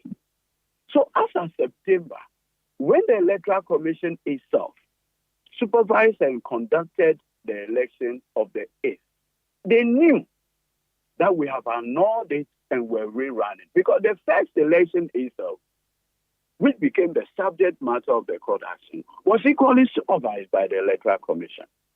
And so, I mean, to now come and say your attention had been drawn, and on that basis, belatedly, you are describing our candidate as disqualified, beyond the fact that it's legally untenable, smacks of mischief. And Bernard, why do I say so? With respect, the third order from the court, first of all, is an interlocutory order. I want to believe that the Electoral Commission has the benefit of lawyers. Obviously, the chairperson is a lawyer herself. A final decision is different from an interlocutory decision. Where a final decision is made, the court grants perpetual injunction. What it means that the rights of the parties and everything have been completely determined. In this case, no such thing. And you see, the Electoral Commission, obviously advised by lawyers, appreciates the fact that to be qualified to stand for or as a member of Parliament is governed by Article 94 of the 1992 Constitution. No other law. In fact, the Representation of the People's Law, PNDC Law 284, which equally has the same provision, is even considered subsidiary. But the Constitution repeats the same provision. In this case, if you read the letter carefully, the Electoral Commission does not say that our candidate is not qualified by reason of any of the provisions in Article 94. Even more specifically, Regulation 9.1 and 2 of the Public Elections Regulation 2020, CI 127. No such proclamation is made by the Electoral Commission. So we consider this letter written by the Electoral Commission to be extremely one done in bad faith. And like my General Secretary indicated, today at 10, the party would formally respond to that letter dated 10th October and indicate what further steps the party will take to have this matter remedied. But without preempting that, is there a way for the candidate to still get on the ballot? Because I'm asking this, for example, do we know if the notice of poll has already been printed? Because that's a key preamble to like this.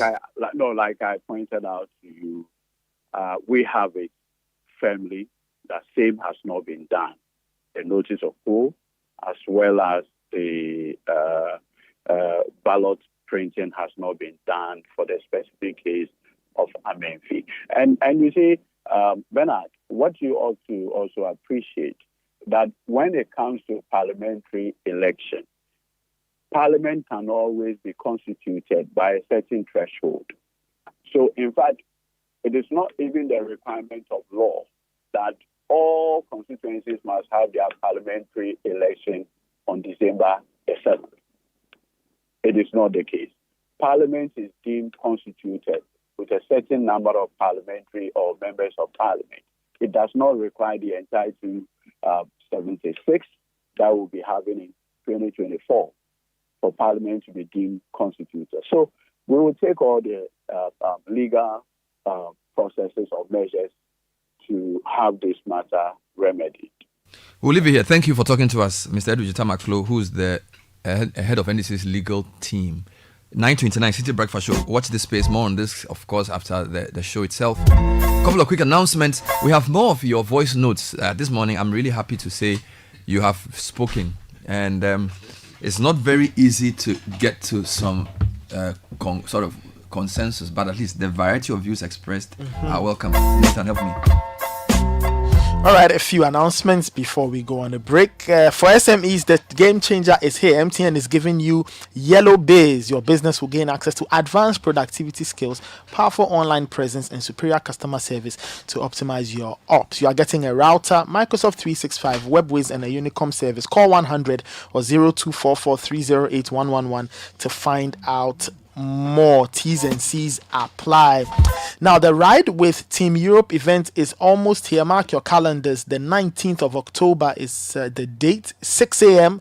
at the Black Star Square. We are riding all the way to Alliance Francaise for an exciting day packed with activities that promote sustainability and healthy living. Whether you are a cycling enthusiast or you're looking for a day of fun, this event has something for everybody. Call 055-325-5622 or 020-155-4000. Join the ride, make a difference. Let's cycle towards a greener tomorrow. And this event is brought to you by the EU in Ghana, the Embassy of the Kingdom of the Netherlands in Ghana, the French Embassy, and other EU member states resident in Ghana. It's the end of a long working day. You want to sleep, you want to relax and lie down, but the mattress is saying no. It is sagging. It's because you bought the wrong mattress. Go to Latex Foam. They've got a wide range of mattresses and furniture crafted with your ultimate relaxation in mind. Go to their website, latexfoam.com.gh, and if you want to call them, 0322 008499. Latex Foam is your partner for life. Meanwhile, Ghana's number one property website, Mikasa.com, is back with the biggest housing event in Ghana, the Mikasa Home and Property Fair 2024. Now, if you're looking to buy your first or next home, an investment property, genuine land, or get expert advice on your home ownership, this is the fair for you.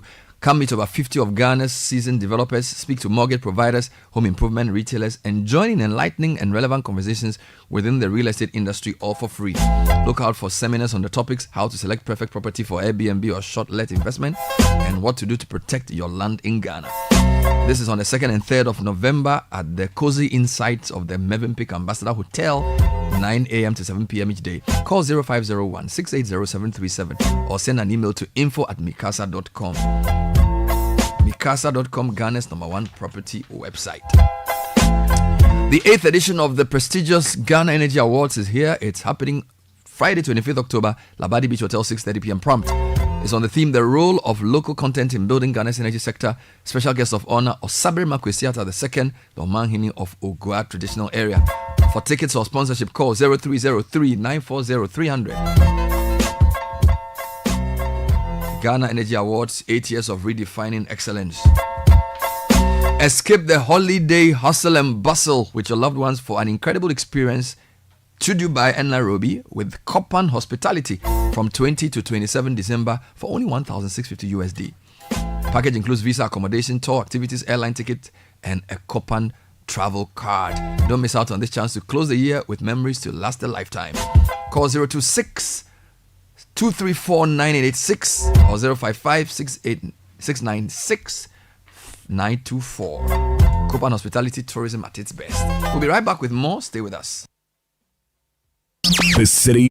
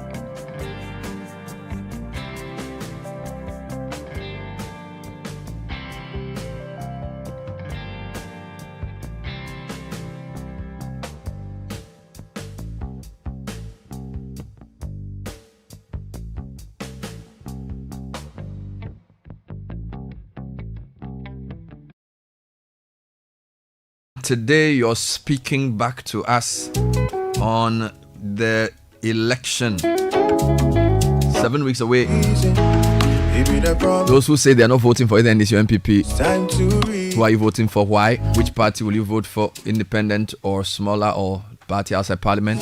Those who say they won't vote at all, why? Those who want none of the above. Let's hear from you. Before we get into that, let me just give you two quick things. Omni Basic Bank is always at your service, ready to assist you with our 24-hour state-of-the-art contact center. We are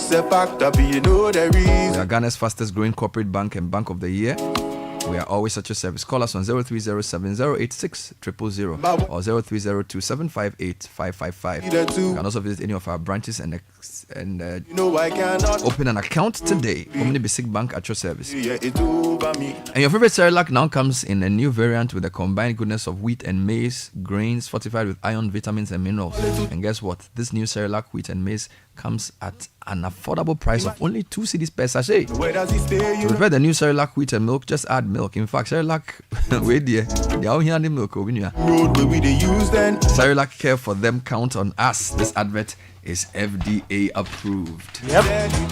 You want to get a place to live? Eden Heights is a place I will recommend. It's delicately styled for your comfort and relaxation. And for the sports heads, they have a fantastic sporting facility, great astroturf, very lovely running track, basketball court to die for, swimming pool and gym top notch. For purchase or rental, call 050-153-1444, or you can go to their offices. They are behind the West Hills Mall in Waja. Eden Heights, the height of modern living.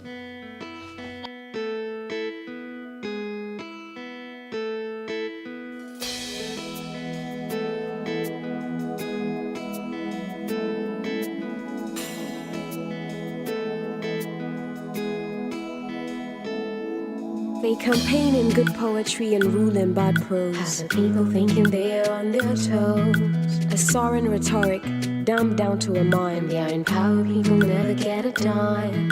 It's like having your heart broken by a very well-known flake. But really there is no more heart to even break. And when it is election year, they huff and puff. Like we can never ever call them on their bluff.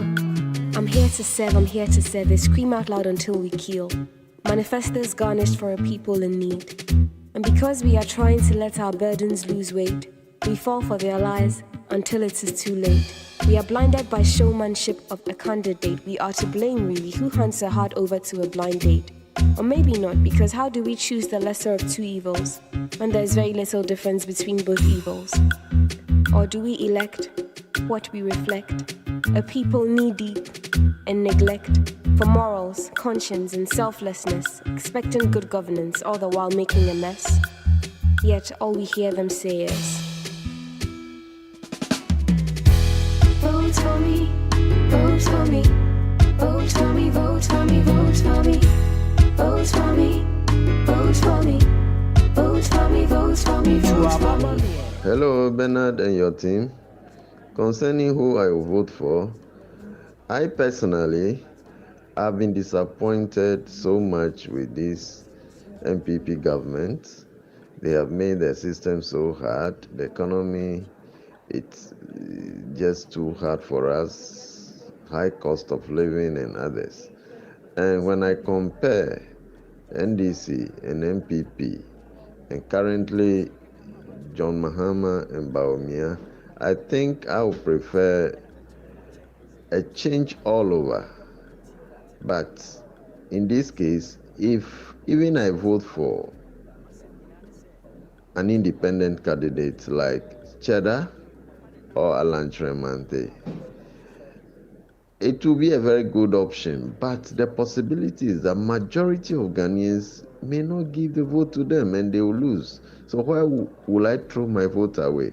So I would prefer John Mahama this time, because comparatively with Bawumia, he's better. Because Bawumia has been in government, in charge of the economy, but the economy is so bad. So that is my take. John Mahama will be preferred. Thank you very much. Good morning, Bernard and Tim.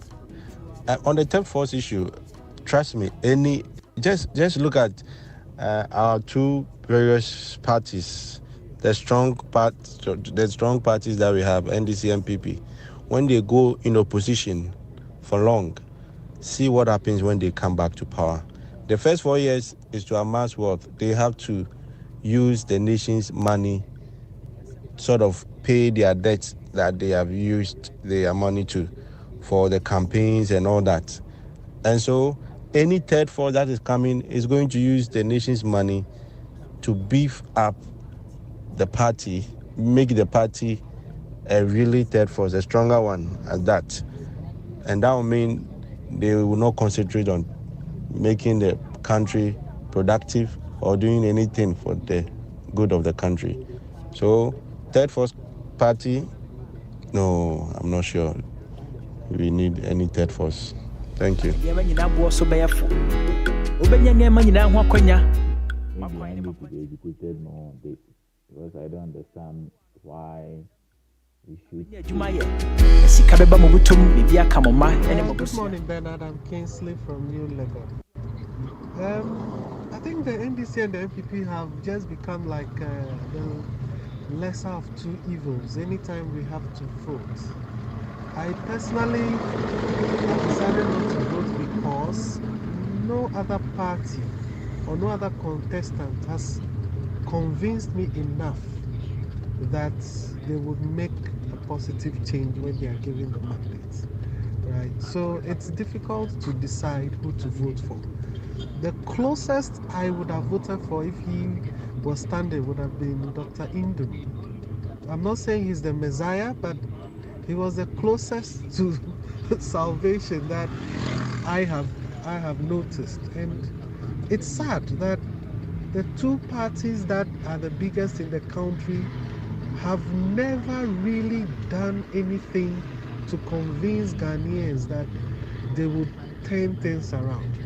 I always say that if any of these parties would really have the power and then make a positive impact, I would confidently say that that party would rule forever. And it's something one of these parties should really think about, because it's just sad, and sometimes I get so discouraged about the prospects of us as a people and as a country. Hello, Bernard and team. Good morning to you guys. In fact, you guys have been doing a good work for Mother Ghana, and we, the listeners, are very proud of you. I monitored you day in, day out, and like my dad is always at Citi TV, and now Channel 1 TV. I always monitor and I like all your programs. With regards to the voting of any independent or the two political parties, I think the two political parties, especially the MPP and the NDC, are the biggest party, and other smaller political parties, let me put it in a way, are all just doing maybe to enrich their CV. That is my thought. And I also think the two political parties will be the lead to be going ahead in future, because CPP would have been an, let me say, alternative, because looking how our previous election they have performed abysmally, and I don't think they can. I think, for me, maintaining the MPP government will be the best, because so far they've done well, particularly in the northern part of the country, that is Tamale and its surrounding.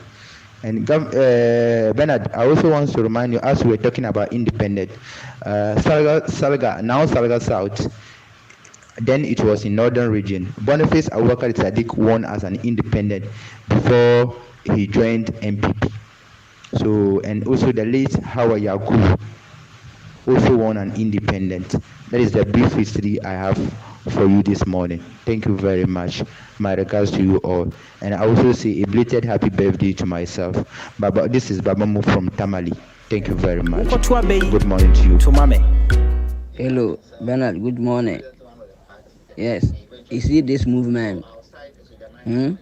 Nobody shouldn't confuse himself. Nobody even look anywhere. In this street. Yes, because we are all here. We all see them all pass. Yes, we see the government all. We see in this time how things were. We see NPP time things were. So nobody, you are not even supposed to tell you do this and you do. And this is straight. Correct. All the while making a mess. Yet all we hear them say. Yeah, good morning, Bernard and his squad. Good morning to all the lovely listeners of Citi FM. Yes, I will vote for NDC because we all wanted NPP to come and fix the problems that NDC couldn't fix. That's why we voted for Nanado. But when Nanado came, what are we saying? It's much worse than what NDC was doing. So I'll prefer Mahama to come and continue his developmental work and infrastructure development, because I believe that if Mahama were to complete his 8 years earlier, like Ghana would have been better off than how we are right now. Because if I compare Mahama and Nanado, Mahama was more honest to Ghanaians as compared to Nanado, because all the filthy things that we said about Mahama, I thought by now the man should have been behind bars. But it was all fallacy, it was all campaign shenanigans that NPP used to come to power in 2016.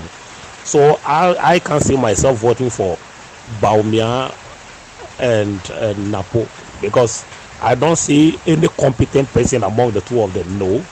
And it saddens me that NPP has become so low, has sunk so low, that someone like Napo, who talks loosely, is now their running mate. Because I see NPP to have more credible and more matured people in the party who could have assisted maybe Dr. Mahamudu Baumia. But bringing Napo is way low for me. So I will vote for NDC, yes.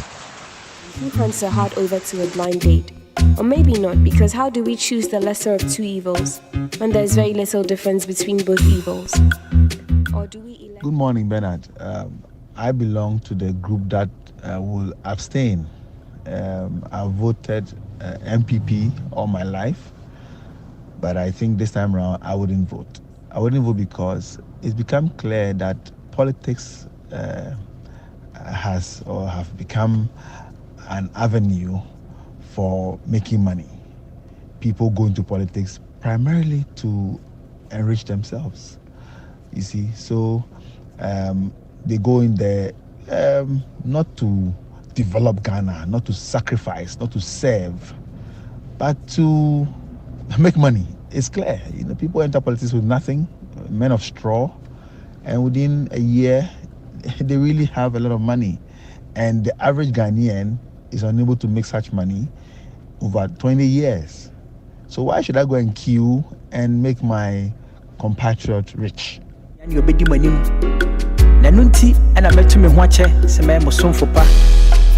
right, so those were your voices, bringing us your thoughts about a third force, independent candidates, choice outside the duopoly, and the rest of that. 7 weeks to elections. More on these in subsequent programs. Thanks for listening. I did this with Nathan Kwao, Prophet Akutoboafo. Citi News at 10. Then we have the headmistress joining us. How Idris is here with the news. Good morning. Good morning, Bernard. Hello.